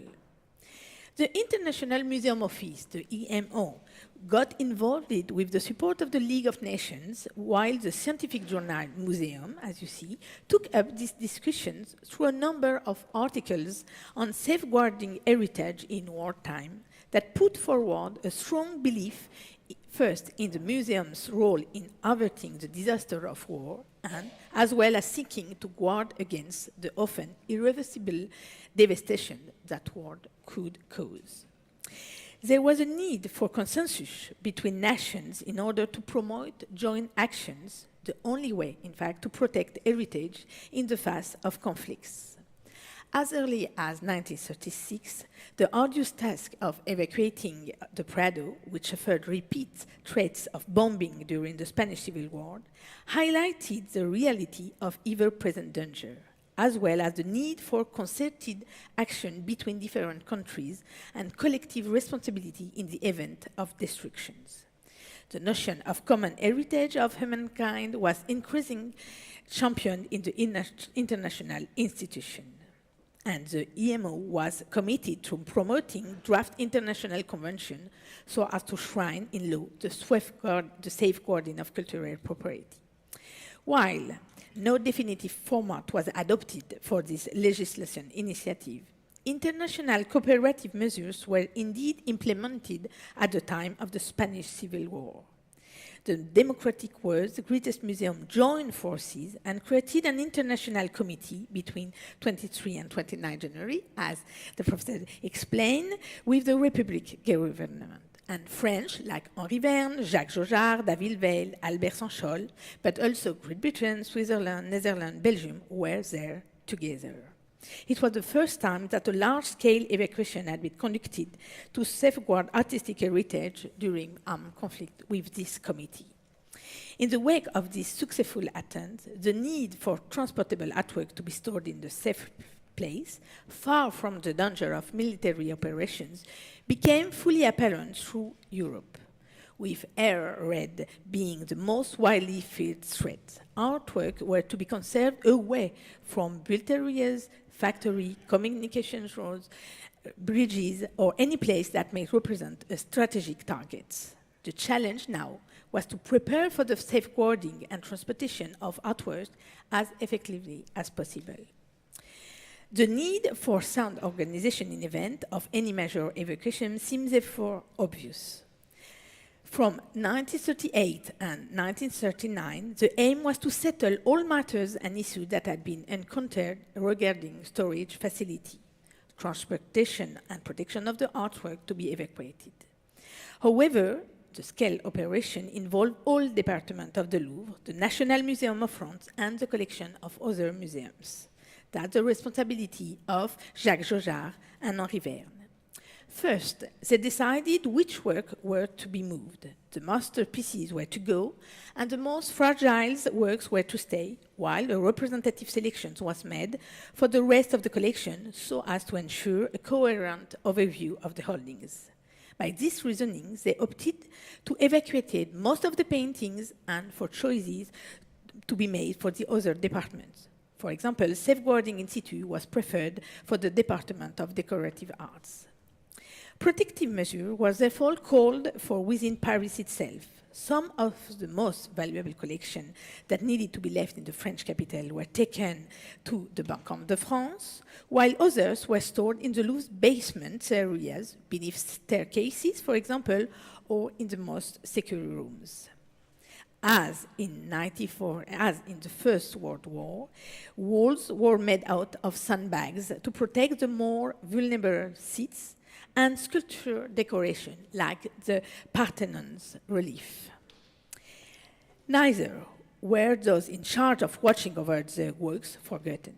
2 air raid shelters, designed to address prevailing concern about bombing and gas attack, were installed under the museum's room in accordance with the government's security policy, and we can find them now. The program's main focus lay, however, on hiding places outside of the capital, and the French chateau seems perfect. They seemed the ideal choice as they were salubrious and damp-free, as well as thinking out quiet locations away far from high-risk areas, such as breeze industrial areas, as I said, and it was necessary to gain the cooperation first of the owners, because it's private places, to ensure appropriate conservation conditions there and adequate means of the fighting. A number of sites were identified in the French department, seemingly far enough from the theater of operation, before the idea emerged of dispatching the collection in stages from a central location, the Château de Chambord. Taking great pains to ensure that sites were well organized, the museum's curator proceeded to draw up instructions for the proper storage of the net artwork. A number of plans, for example, signed by Germain Bazin, curator, have, for example, survived, giving precise description of the equipments and labeling of crates. They were careful to ensure the presence of water, supplies with motor pumps, central heating, electric installation, as well as large openings to allow, of course, the crates to be moved safely. Such action reflected a keen interest in and ongoing concern for the artwork's physical environment, and it's like the first time, making the first step in what we could become preventive conservations. Once the site had been chosen, attention turned to how the collection would actually be transported. The curators first compiled a list of works, agreed on how they would be packed, particularly in the case of very large format paintings, and drafted plans for how they should be removed. As early as 1938, before the war, thousands of crates were commissioned to be made for packing the works. The crates were inscribed with the usual mark for handling, top, button, fragile, but the labels they bore, red, green, or yellow dots, followed a specific code. A red disc indicated the work of great value, with the number of discs being commensurate with the work's importance. So the Mona Lisa, for instance, was marked, as you can see, by 3 red discs. The contents of each crate were recorded in a typewritten packing list, several copies of which were made and go in the safe place. The museum was all set. After just after the signing of the German-Soviet Non-Aggression Pact on 23 of August 1939, the dreaded but carefully planned evacuation began. A first convoy left for Chambord on 28 of August, containing artworks of the highest priority, like the Mona Lisa. All the museum staff were involved in the packing of the works, which was seen as crucial to the protections. The help of two nearby major retail businesses, the Louvre Boutique and the Samaritan department store, were also at hand. The employees were also called upon to join in the effort. They were tailored to fit the different artwork and took into account climatic conditions. They were lined with fireproof asbestos paper and waterproof paper to keep them at bay. Yet, some works, such as the Winged Victory of Samothrace, required exceptional measures. So each of the 37 convoys that left Paris between September and December was made up of 5 to 8 lorries, with escort vehicles to the front and rear and motorcyclists acting as a liaison. Some very large works, such as Guerrico's Raft of Medusa, were landed onto a trailer used to the transport theaters set from the Comédie Française. Owing to the excellent groundwork and despite the risk involved, the evacuation plan proved to be a remarkable success. This great first move went smoothly, with nothing destroyed and nothing damaged, and the collections were safe. But once the rush to evacuate had passed, there came the long and unsettled period of war and occupations, which called for carefully monitoring of the collection whose safekeeping could be jeopardized at any moment.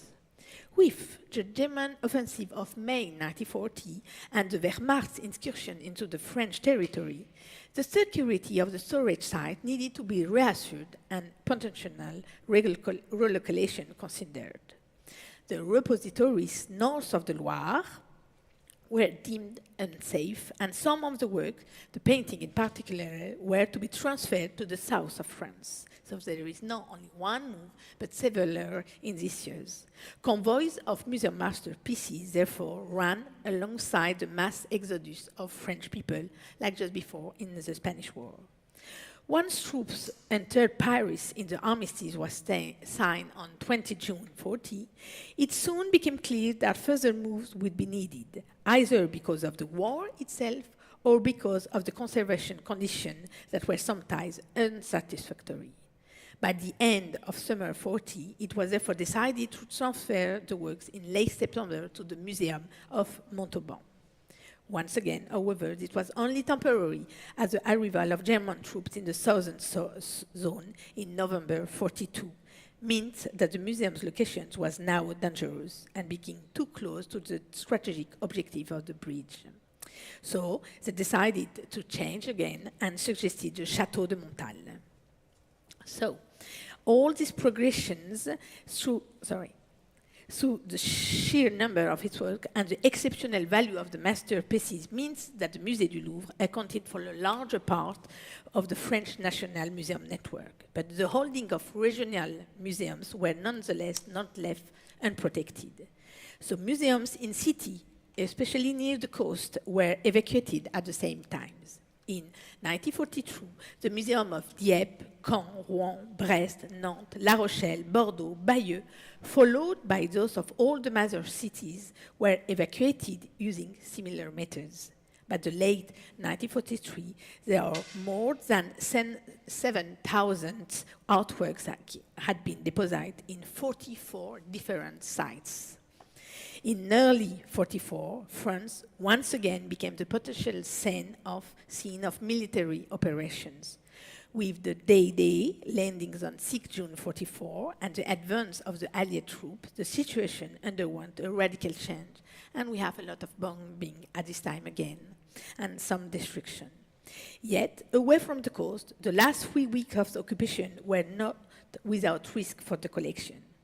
To ward off bombing, Germain Bazin used white painting boards to write Musée du Louvre in huge letters on the grounds of the Château de Sources, and the artworks were spared. The plan's ultimate success was the outcome of a true process underway since the First World War, a meticulous and impeccably orchestrated operation preparations, the resources and commitment of those involved, and indeed, and we have to say, the common concern of all parties in Athens, and it's a big chance with the war now, because for this huge and ambitious undertaking could not have been achieved without the consent of the German authorities that had been obtained in a peaceful time during the during the interwar period. In the early days of the Second War, Germany had endorsed some of the principal outlines in the IMO draft conventions. Consequently, the initiative adopted after 1940 by Jacques Jaujard and the curators could never have been possible without the agreement of the occupying power. The Germans, marked by the unanimous condemnation of the bombing of France in 1914 and by the enduring negative image of their country that ensued, made respect for and protection of artwork in public collections, especially in the occupation policy. Jacques Jaujard needed this support to obtain all the required permits for transferring and working in the various repositories. Otherwise, however, such as the Reich ambassador, Otto Abetz, sought stronger action in Germany's favor. They called for certain artworks to be transferred to German museum or to particular officials, despite the Hague Convention in 1997 that prohibited the seizure of artworks by a military authority during armed conflicts. General Franco's call for the return of the Lady of Elche, and for Museo Murillo's painting, Immaculate Conception of Los Venerables, was therefore upheld on the 12 October 1940, and the transfer deal agreed on 21 December 40. In April 41, another example, Amiral Darlan tried to have Boucher, Diana's living airbus, sent to Germany in order to please the Reich Minister of Foreign Affairs, Joachim von Ribbentrop. But the project was abandoned in the light of the exaggerated demands of the museum asking in returns. The Vichy authorities also supported, for example, Marshal Goering's request for the Gregor Erhard Saint-Valéry-Madeleine, and the sculpture was transferred to Germany. While such demands were ultimately limited and the consensus concerning public collection maintained through the war, this was not the case for private collections, which were subjected to unprecedented levels of abuse and destruction. So the safeguarding plan was a success. Protecting the artworks of private collectors was a disaster. It should not be forgotten that pieces belonging to Jewish collectors were systematically looted, stolen, or destroyed, while the curators looked on helplessly. The director was, however, powerless to prevent the theft of Jewish collection, and indeed the looting of works that had been entrusted to National Museum by Jewish collectors before the war. One person alone, Rose Valland, who had been assigned by Jacques Jaujard to work with the German, was able to record and keep track of this act of violence, and it was very important at the end of the war. During these months of waiting and worrying, the main task of the curators and museum staff was no longer to attend to visitors and to study collections, but rather to watch over them and to ensure their proper conservations. Concern for what would later be termed preventive conservations was now a central issue and a priority for the curators. Climate-related problems in the repository, for example, were taken very seriously. Risks were reassessed and action undertaken to minimize them. Fire was the greatest source of concern, so lighting drones were therefore routinely fitted, fire extinguishers were supplied and regularly distributed, and a large motor pump was set up in each site. A methodic filling system ensured full traceability for the works and their conditions. Listening and classification were drawn up, with duplicate copies carefully consigned to the archives. condition reports were compiled for the artworks so as to monitor closely any deteriorations. Assisting the curators were a team of conservators. The decision to set up workshops in the various storage sites was made at an early stage, and there was a flurry of activity. Following the creation in 1936 of the Museum of France Laboratory, initiated by René Huyghe and Germain Bazin, the time that the artwork spent in isolation was an important period for conservation work on the painting. This period, one time seems to stand still, was also an opportunity to work, for example, on another hitherto largely neglected task. The Department of Paintings took advantage of the fact that the paintings had been removed and sent into hiding to undertake an inventory of frames, just as there was a significant increase in the number with the bequest of a frame dealer. The general survey allowed for the best possible matching of frames and paintings according to the period, subject matter, and style.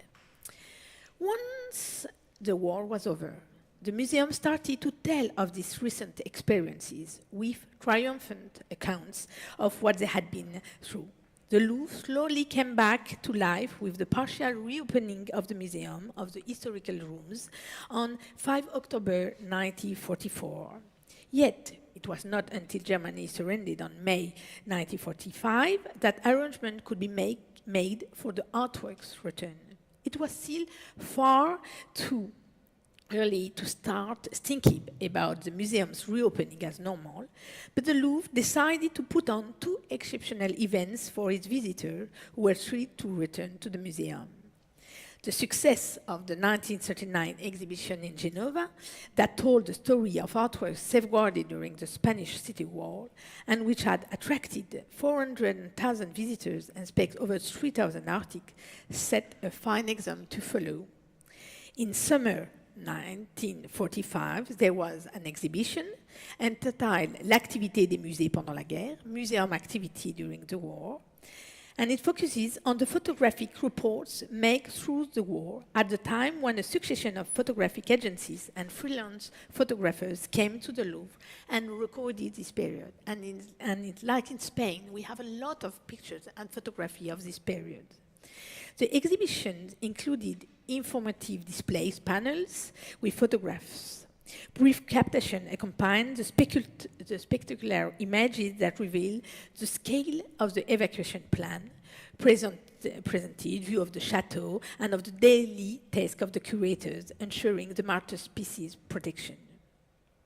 The exhibition reflected the prevailing sense of relief and victory of a missions accomplished.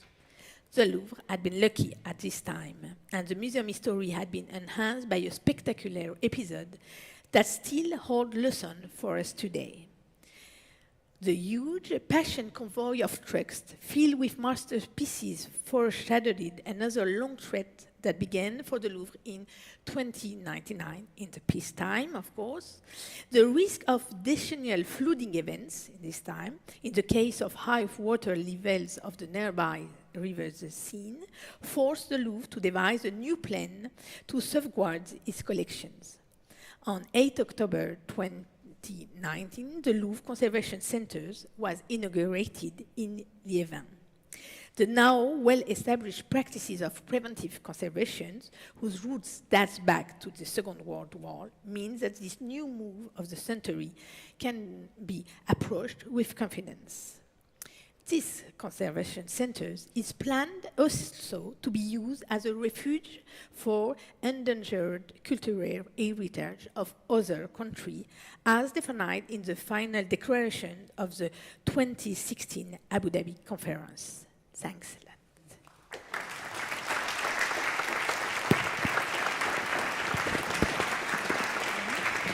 Thank you so much, Dr. Mathieu.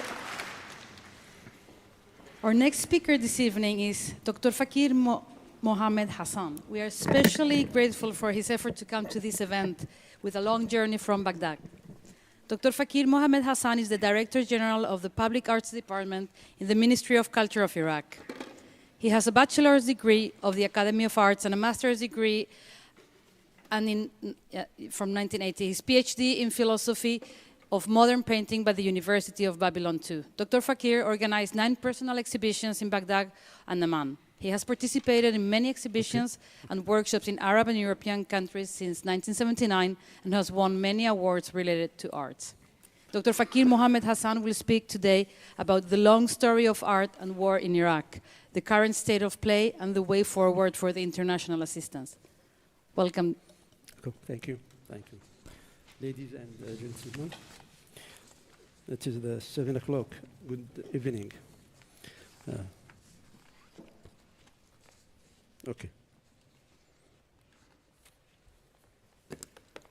My friend Saif helped me to internet. Okay. بدءا أود أن أتقدم بجزيل الشكر والعرفان. First, I would like to thank the Spanish Embassy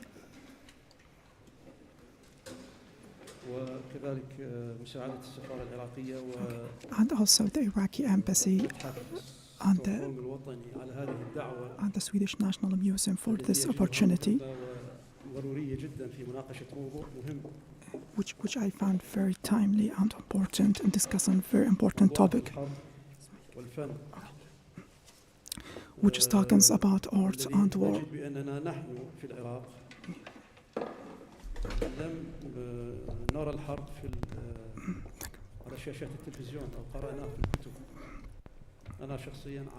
Yes, I have witnessed 3 wars since 1980 until 2003.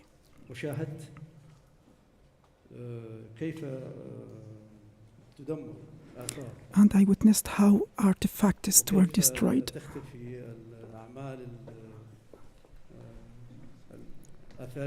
and how artifacts were destroyed, which date back to 7,000 years ago.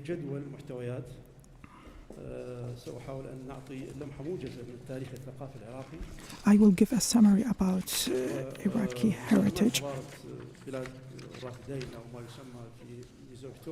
and also contribution of Mesopotamia to the world,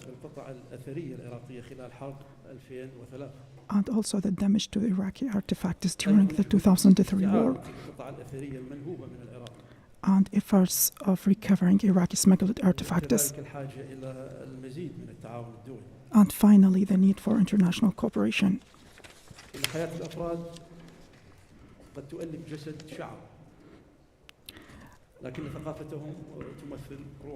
As body represents people's lives, their culture represents their soul.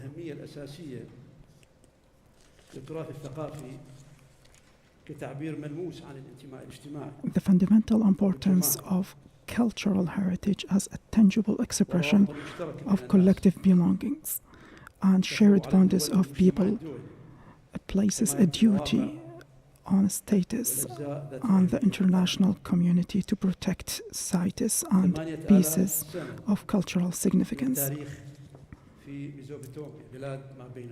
8,000 years of history in the fertile valley of Mesopotamia produced some of the world's greatest cultural treasures and sites, the land that is now Iraq.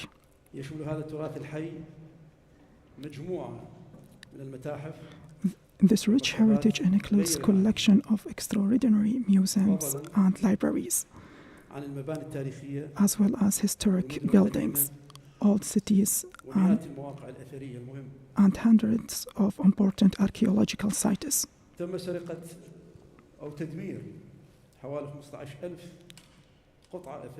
About 15,000 pieces of cultural relics from the Stone Age, the Babylonian, Assyrian, and Islamic periods were stolen or destroyed by the looters.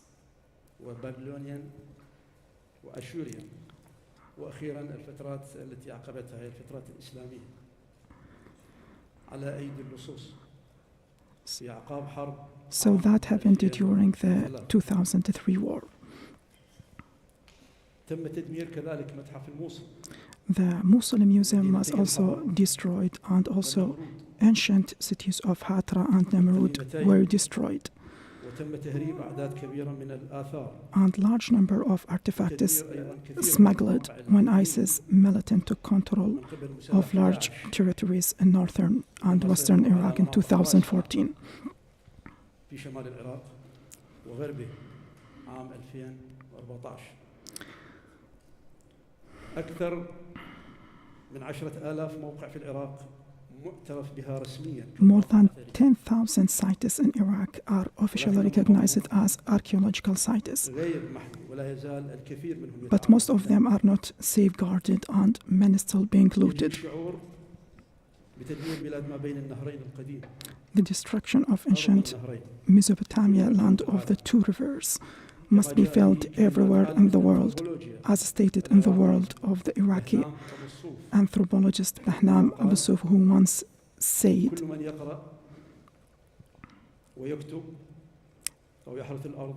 anyone who can read and write or who tills the soil, anyone who cherishes religion, practice law, studies the stars, has silent thanks to those who pioneered along the Euphrates. على طول نهري دجلة والفرات. مر العراق بمراحل مختلفة. Iraq has gone through different stages of heritage destruction, من العهد الدكتاتوري السابق. started from the dictatorial era in Iraq in the 70s, 80s, and 90s, عام 2003. going through the 2003 war, and then Al-Qaeda, terrorism, داعش. and finally Daesh, ISIS. بالنظر إلى المدة الطويلة. لتدمير التراث الثقافي. Given the long period of cultural heritage, وقت الندوة هذا. destruction, and the short time of the seminar, التقديم هذا على فترات حرب 2003 فقط. my focus will be only on the 2003 war and Daesh period. ذلك لمحة موجزة عن التراث الثقافي للعراق. And I also talk about Iraqi cultural heritage and the effort of recovering Iraqi smuggled artifacts and the need for international assistance. يعرف العراق منذ فترة طويلة لأنه مهد الحضارة وهو موطن لأكثر من Iraq is well known as the cradle of civilization. Iraq is home to more than 10,000 cultural heritage sites. كما هو معروف يعني هناك مجمعات سكانية في العراق بدأت منذ 8,000 عام في كردستان في شمال العراق. In Kurdistan and northern Iraq and southern Iraq, there are many places that date back to thousands of years ago. على الأدلة في أقدم الكتابات في العالم. So, إلى البقايا الأثرية من الثقافات الأكادية والبابلية والأشورية. So archaeological remains of Akkadian, Babylonian, Assyrian, and Parthian cultures documented the oldest records in the world. As well, Baghdad was one of the Arab world's earliest and greatest capital. And the rest of Iraq enjoyed a golden age of architectural and political achievement in the Middle Ages.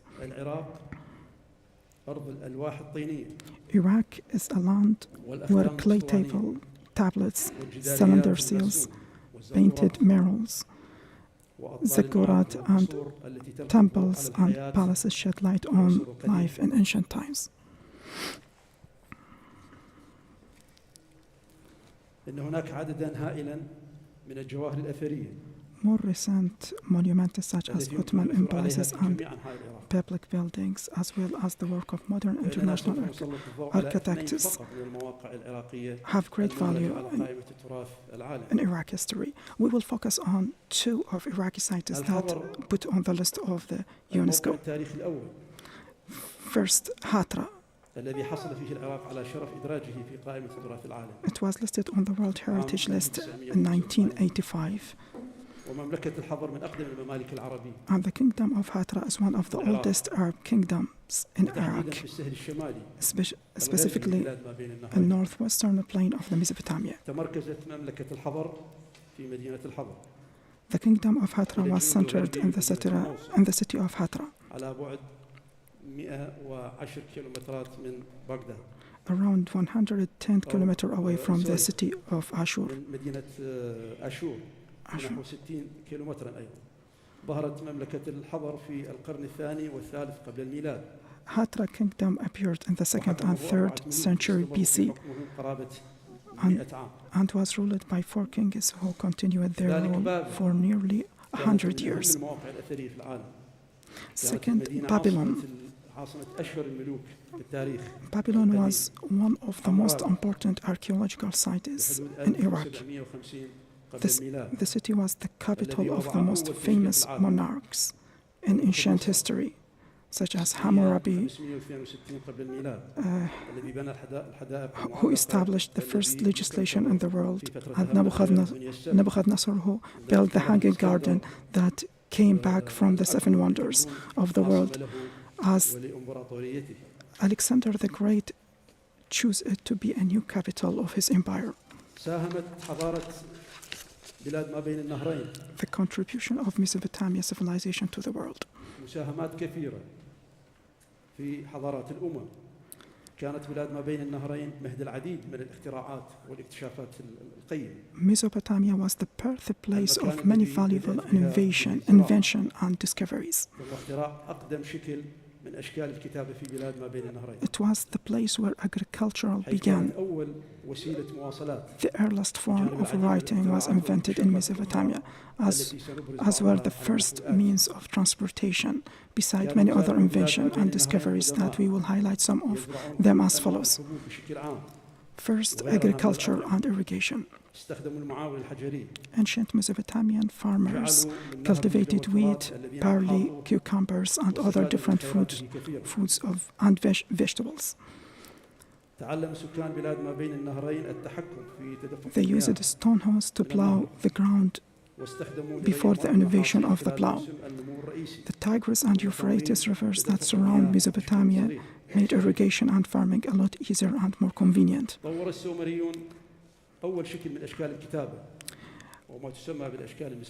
The first form of writings was developed by the Sumerian, which is known as cuneiform. They used that in business.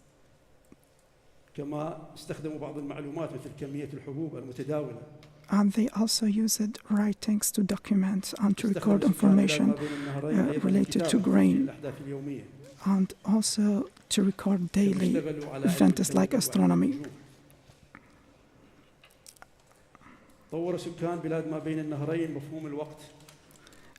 Mesopotamians developed the concept of time, dividing time units into 60 parts, which eventually led to 60-second minutes and 60-minute hours.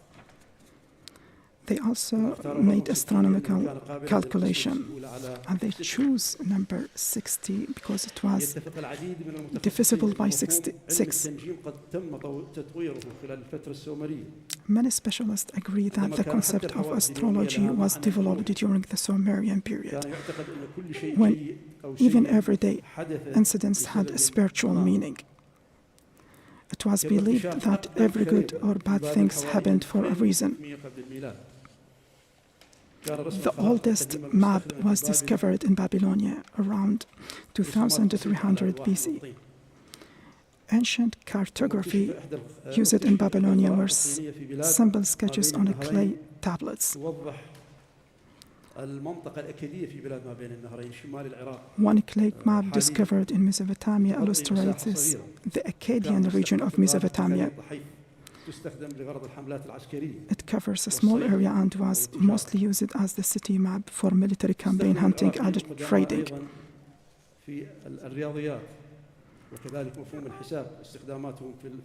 Mathematics also flourished in Iraq.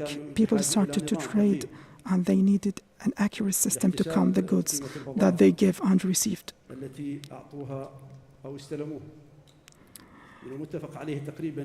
It is almost agreed that the Sumerians were the first people on earth to develop the concept of counting.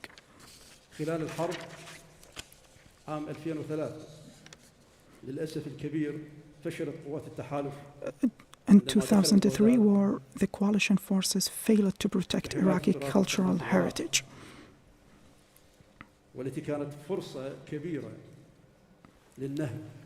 Which was an opportunity for looters and art thieves. The National Library and the National Museum, المتحف الفني العراقي المعاصر along with many other important cultural الذي كان يحتوي institutions, على أكثر من 11,000 عمل فني were badly damaged and looted in the early days of the war. إلى جانب العديد من المؤسسات الثقافية والمهمة الأخرى. الأضرار كانت بالغة. The damage were huge. الأولى للحرب. للأسف عندما دخلت القوات الأمريكية بغداد في الأسابيع الأولى وفي الأيام الأولى. During the first week of the coalition forces' intervention in Iraq, كانت هناك نجدة أو طلب للنجدة في إيقاف اللصوص. there were calls by Iraqi people to stop looters. ولكن كان الرد هو أنه it is not our responsibility. And the response of the coalition forces that it was not our responsibility. Still, we don't know why.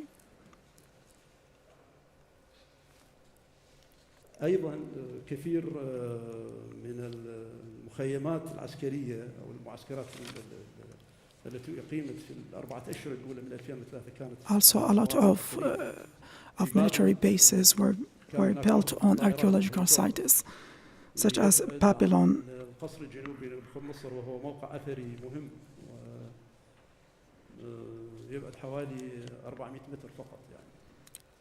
والهليكوبترات العسكرية عندما تنزل تحدث نوع من الارتجاج في الأرض كبير. So helicopters, when they landed in Babylon, they make a lot of damage to the archaeological sites.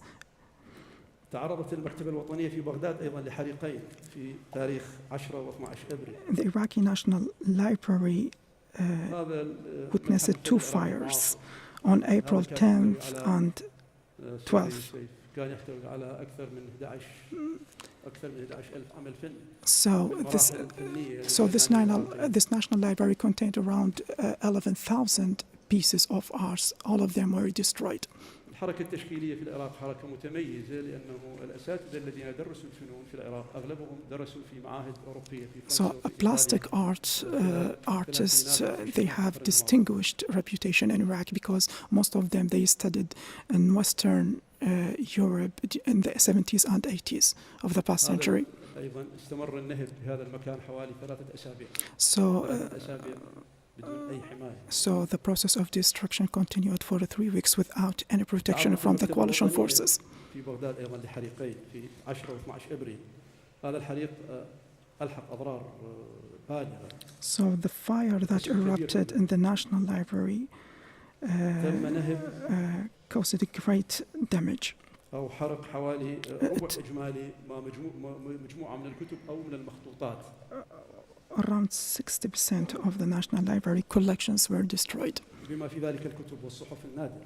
Also, that included rare books and documents. مستوى الحريق في هذه المكتبة كان أكثر من 60%. And also, all government archives were destroyed in the National Library. كل مجموعة الخرائط والصور تقريبا. Almost all photos and maps in the National Library were destroyed as well. الرماد وأثر الحريق أيضا أجهز على ما هو متبقي في المكتبة. So fire almost destroyed everything in the National Library. الخسائر والأضرار التي لحقت بالمباني والمتاحف التاريخية أيضا نهب اللصوص المتحف الوطني في 3 مناسبات منفصلة في بين تاريخ 10 و 12.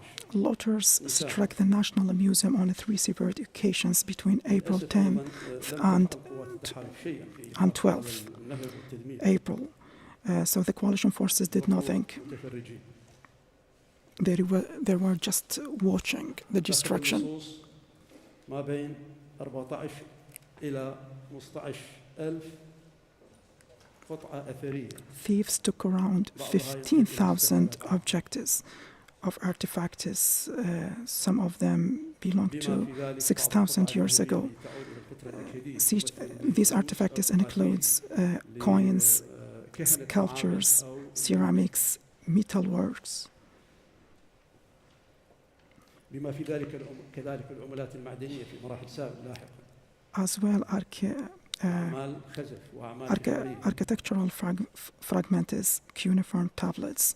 الألواح المسمارية التي تشكل And most of the museum collection of valuable Sumerian cylinder seals. كانوا يستخدمون الألواح المسمارية في تنظيم كل حياتهم، لم تكن هناك كتب.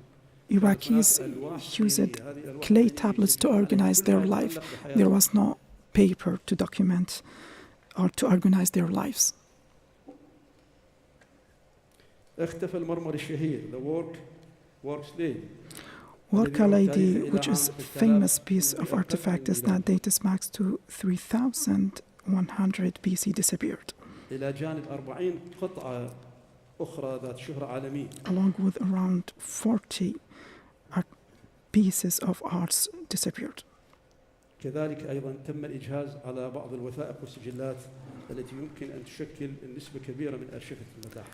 Also, computers and files that document the National Museum files were also destroyed.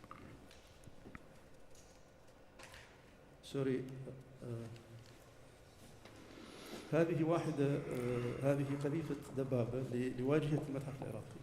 So this is the facade of the Iraqi National Museum that it was hit by a missile. So during the first day of the coalition forces intervention in Baghdad, they hit this with a missile of tank. And the missile exploded inside the National Museum and caused a huge damage. So it was clear that it was a museum, so anybody can see that. Actually, we don't know why it was targeted by coalition forces. خارج بغداد هاجم اللصوص مؤسسات. Outside Baghdad, looters and thieves attacked other important institutions, including the Mosul Museum. They stole hundreds of objects, including 16 bronze Assyrian door from the city gates of Balawat that dates back to the 9th century BC, as well as relics and clay cuneiforms, tablets, and they targeted very important archaeological sites such as Namrud.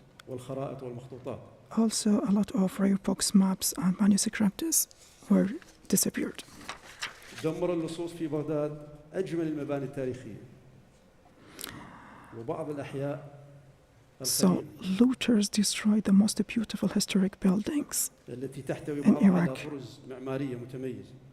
especially those with unique and characteristics.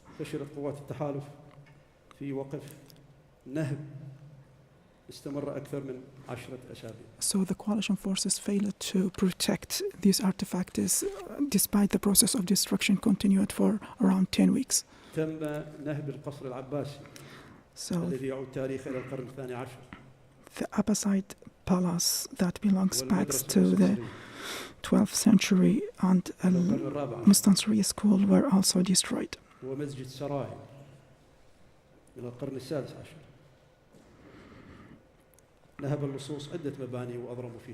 So looters robbed many places and set them on fires. And they even took doors and furniture.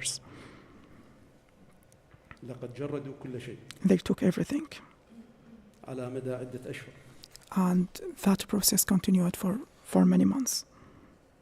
المواقع الأثرية في العراق ربما بعضها يحتوي على أكثر من 150 مدينة وبلدة سومرية قديمة. بالإضافة إلى عواصم كبرى لاحقة مثل بابل والنمرود.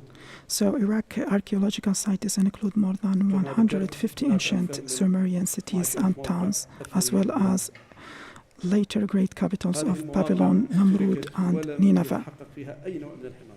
The coalition provided these sites with almost no meaningful protection. بسبب غياب الدولة وغياب القانون.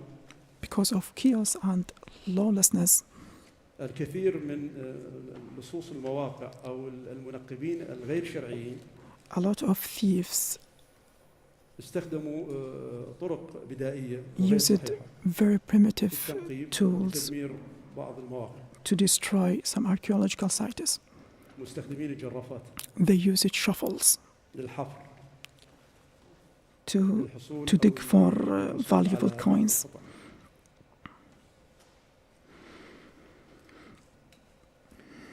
كذلك هناك حقبة أيضا عشناها في العراق تمثلت بدخول داعش إلى مدينة الموصل. So there is also another chapter of destruction of Iraqi cultural heritage, which is ISIS terrorism 2014. تنوع جغرافي وتنوع إثني وتنوع سكاني. So you know that Mosul is one of Iraqi cities that characterized with diversity of ethnic and religious minorities. هناك مباني تاريخية تضررت أكثر من 41 مبنى تاريخي مهم. Around 41 buildings of historical values in Mosul were destroyed. 114 موقع أثري ومسجد. And around 114 buildings were destroyed. Some of them belong to Yazidis and other religious minorities, and Christians as well. يبدو أن المباني الأكثر استهدافاً في محافظة نينوى هي دور العبادة. So places of worship were the most affected places in Mosul during the era of ISIS. So shrines, mosques, and also places of worship were destroyed. So some of these buildings are archaeological sites.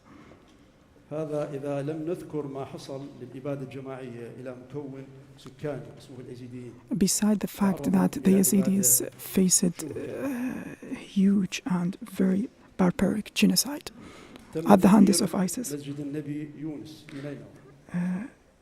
وضريح الإمام يحيى بالقاسم. The shrine of Imam Yahya ومسجد الخضر. and the mosque of Prophet Yunus were also destroyed. بالرغم من كل هذه الأحداث منذ عام 2008 2009 وبالرغم من عدم استقرار الوضع الأمني في العراق. So despite the instability in Iraq and especially during the last few years, شرع العراق بنوع من العلاقات الدولية. So Iraq worked استعادة ما نهب منه. with the international community to recover its artifacts. ففي عام 2021 أعلن العراق عن استعادة 17916 قطعة أثرية. So last year Iraq recovered around 17,000 looted and smuggled artifacts from the United States of America and some European countries. These artifacts include tablets dating back to 4,500 years ago. كذلك تمت استعادة قطع أثرية مهمة من لبنان 337 قطعة. Also from Lebanon, Iraq restored 337 artifacts. تم استعادة أو استرجاع 331 لوحاً مسمارياً يعود تاريخها إلى الإمبراطورية الأكادية. So around 331 cuneiform tablets dating back to the Akkadian Empire were restored. أصدر رئيس الوزراء العراقي عام 22 قراراً بإعادة افتتاح المتحف العراقي. So the Iraqi Prime Minister issued an order this year to reopen the Iraqi National Museum after restoring a lot of Iraqi artifacts. أنا أجد بأن هناك حاجة ملحة من قبل المجتمع الدولي أن يكون هناك مساعدة للعراق في هذا الموضوع. So we need international cooperation and international assistance to help Iraq restore its artifacts. So actually there are a lot of needs for international cooperation and cannot, due to the time limit, elaborate our needs. Dr. George Donny كان General Director for So, the museum. So, Dr. This man is dead since 4 or 5 years. So the documentary, yes. So the documentary will be showing Dr. George, who was the Director General of the Iraqi National Museum. He was talking about the destruction to the Iraqi National Museum, and he died due to the shock of the destruction.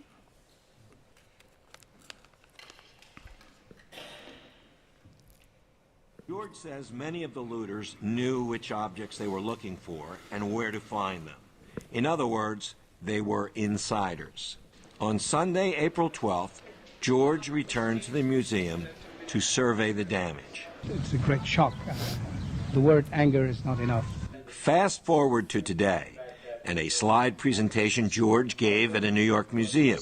That Sunday, when we came back to the institution, this is what we found.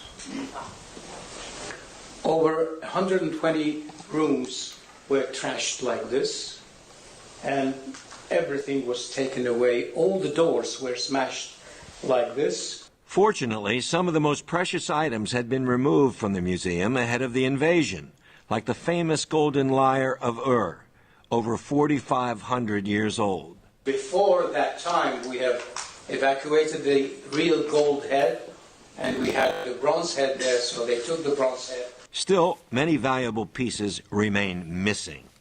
The FBI lists the Lioness and the Nubian, an 8th century BC ivory plaque, as the most wanted work of art in the world. It's inlaid with precious stones and gilded in some parts. That one was actually one of the masterpieces of the museum. Today, anyone can view the museum on the internet. Italian curators inaugurated a virtual museum last year. But the worldwide search continues, with the goal of showing the real treasures together in Baghdad one day. Bernard Schussman, VOA News, New York. Thank you.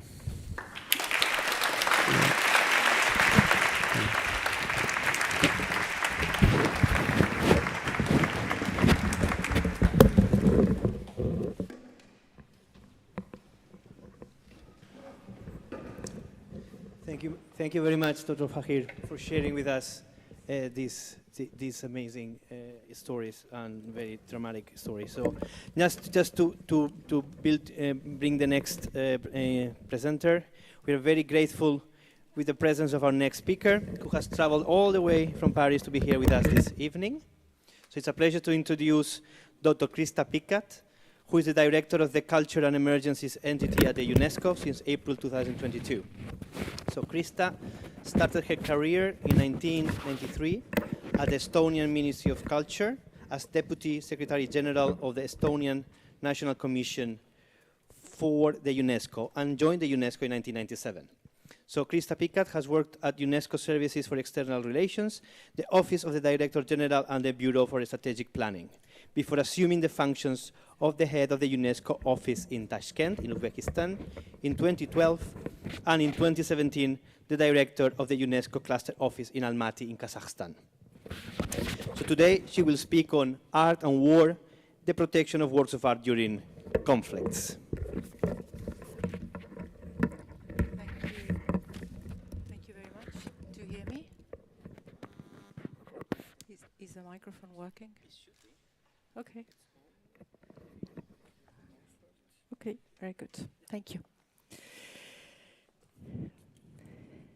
So, very good evening to everybody, Excellencies, ambassadors, ladies and gentlemen. I'm very honored and pleased and humbled to be with you today after such eminent speakers, and also at very late hour. No, I think you have my presentation here, actually. You should. I will try to shorten my presentation as I was asked to cut it in half. I'm not sure that I'll manage to. But I will see what to do just to give you perhaps a little sense of what an international intergovernmental organization such as UNESCO can do And as I said, I think that the examples, that was mine, the previous one? No, the previous one? This one, yes. Thank you very much. So, just a quick idea of what UNESCO does for arts and culture in conflict zones. And just to sort of say that what we have seen in the past years is a growing understanding of the importance of culture and arts, and the need to safeguard and make sure that we will be able to hand our culture, our identity over to the next generations. Whereas in the past, culture used to be a collateral damage during the war, but also, of course, we witnessed lots of looting of sites. We have seen since the 21st century a change, and this change has actually been related to the targeting of culture by violent extremists. The first such cases happened, of course, in Afghanistan when the Bamiyan Buddhas were destroyed. But then what has followed in Iraq, Syria, in Mali, and perhaps to a certain extent also in Ukraine now, is also, of course, an indication of the important role that culture plays in our lives. And that there is a that's why it has become a target. But this has formed also our understanding of how we need to put in place measures and legal frameworks to make sure that we have that we are ready for such eventualities. And of course, UNESCO, being the United Nations cultural organization, has a set of normative legal instruments that look actually at different aspects of culture and see how we can make sure that our legal infrastructure is in place with appropriate tools, and that we are really ready for such eventualities. There are three normative instruments that I have highlighted here. The first one being the Hague Convention, and its two protocols that pertains to cultural property in the event of armed conflict. The second one is a 1970 Convention on the means of prohibiting and preventing the illicit import, export and transfer of ownership of cultural property. And the last one is a recommendation concerning the role of museums, which also has a very important aspect pertaining to the risks. Of course, all UNESCO's conventions have now a risk component built into them. So when we speak about intangible heritage or tangible heritage, or the diversity of cultural expressions, also have, of course, the dimension of preparedness in it. But these are the sort of the conventions of UNESCO that are most frequently associated with conflict and war. So very briefly, and I think I'll drop my presentation. I'll try to just wrap up what you will see on these slides. It's first as regards preparedness. Then I will briefly discuss response and then the recovery. So actually, all these conventions have a task to make sure that we actually work at the time of peace to be ready for the time of war or conflict. And of course, the most obvious ones are the preparation of inventories, risk preparedness plans, capacity building activities, professionals, military and law enforcement personnel. During the war, we actually have become more and more engaged And this, for instance, when it comes to sharing coordinates with parties to the conflict, this was done, I think, during the Iraq war with coalition forces, when we actually informed them of the major cultural sites in Iraq, so that these sites could be avoided. A very important measure in the 1954 convention is these blue shields that can be put on cultural heritage sites of significance, so that and the logic there is that if you target sites that bear this blue shield, this actually can be interpreted as a war crime. So the important factor is actually for the defending party to make sure that their most treasured cultural sites are actually marked, and then of course the attacker has to actually make sure that they are aware of that. We also work with law enforcement agencies, as I said, to prevent illicit trafficking of cultural property, because this was one of the major dramas, of course, in Iraq. And we also try to support the governments to make sure that they have evacuation plans ready in case of such needs. Just two quick points on recovery. This is something that we have become increasingly engaged in because of the fact that we see how important culture is also for the communities in the recovery and reconciliation. And then, of course, trying to recuperate the illegally exported objects from the art market and working with the art market. And actually, UNESCO has now a habit of flagging to the art market when we are informed of some important missing objects or artifacts. We can that come for a sale on a market. We have now a system in place whereby we actually alert the art market dealers to say, careful, if you are not sure that you have a complete set of provenance papers in your hand, please don't proceed with the sales.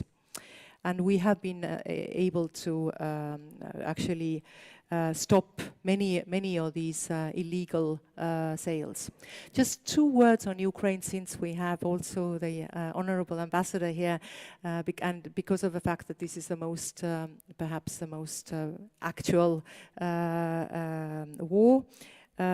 This also is forging UNESCO's engagement in war zones. One aspect that I haven't mentioned of our work actually concerns what we call damage monitoring. And what we do is we verify information that we receive about damages on cultural sites and cultural institutions.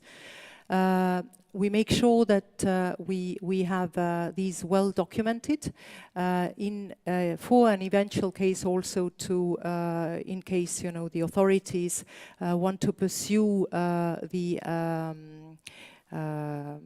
attackers in International Criminal Court after the war. This has been the case, for instance, in Mali, and we do similar kind of documentation of cultural sites in Ukraine. We are not in the business of persecuting war criminals in UNESCO. Our interest is, of course, cultural heritage preservation and safeguarding. But the reason why we also document and work also with satellite images and drones is that we also want to make sure that the countries are prepared for recovery. So we have very good idea of the kind of how the institutions looked like in case we want to renovate and restore them. Marking of cultural sites I already mentioned. One aspect I think that is also very important is how can we support the artists and cultural professionals who very often have lost their livelihoods.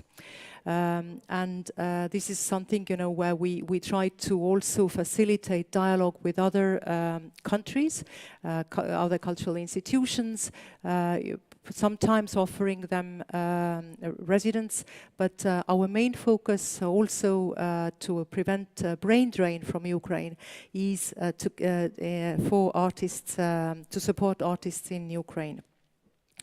A big need, of course, in such war situations is equipment and different kinds of material.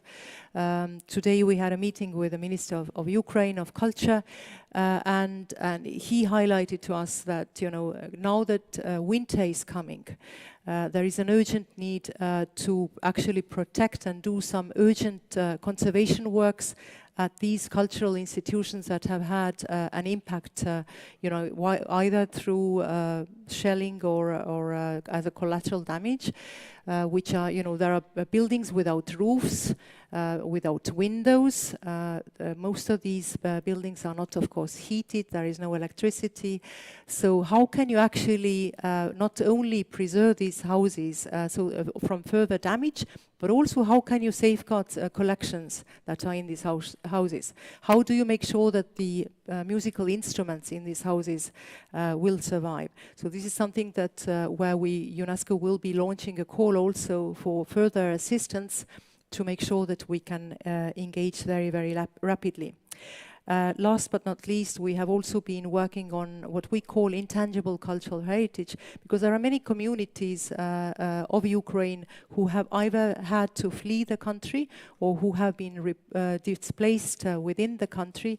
So to make sure that they are aware of their heritage or their intangible cultural heritage, that they can carry you know, with them the habits and practices that are part of their identity.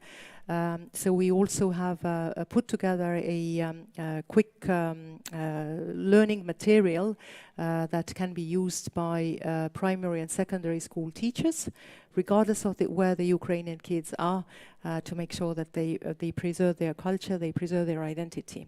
So this is a very quick, I think I just did it, 15 minutes.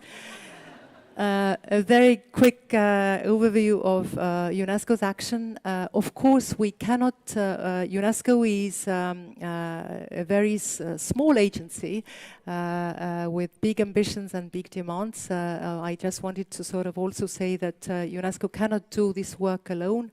We work, of course, together with our partners, and there are many of them, Interpol, World Customs Organization, ICOM, ICOMOS, ICROM, there are many, but also bilateral organizations. The Swedish National Museum, and I'm very grateful also for the fact that the director of the museum is also part of our museum's expert group, providing support and advice to Ukrainian museums.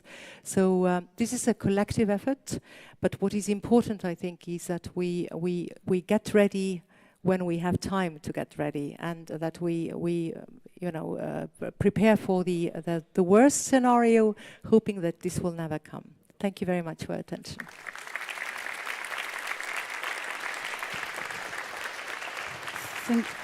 Thank you so much, Dr. Pika. It was very, very interesting. So, it's late, it's getting late, but it's been marvelous and it's been a very interesting seminar. So, there is no more time left, I'm afraid, so no time for questions this time. Yeah, so... Yes, so we would like to thank you all, the speakers and the audience, for having joined us today in this initiative. We really want to express our gratitude to the staff of the Embassy of Iraq, the Embassy of Spain, and of course especially to the personnel of the National Museum for their effort, work and support to make this seminar possible. Have a very nice evening. Hasta pronto.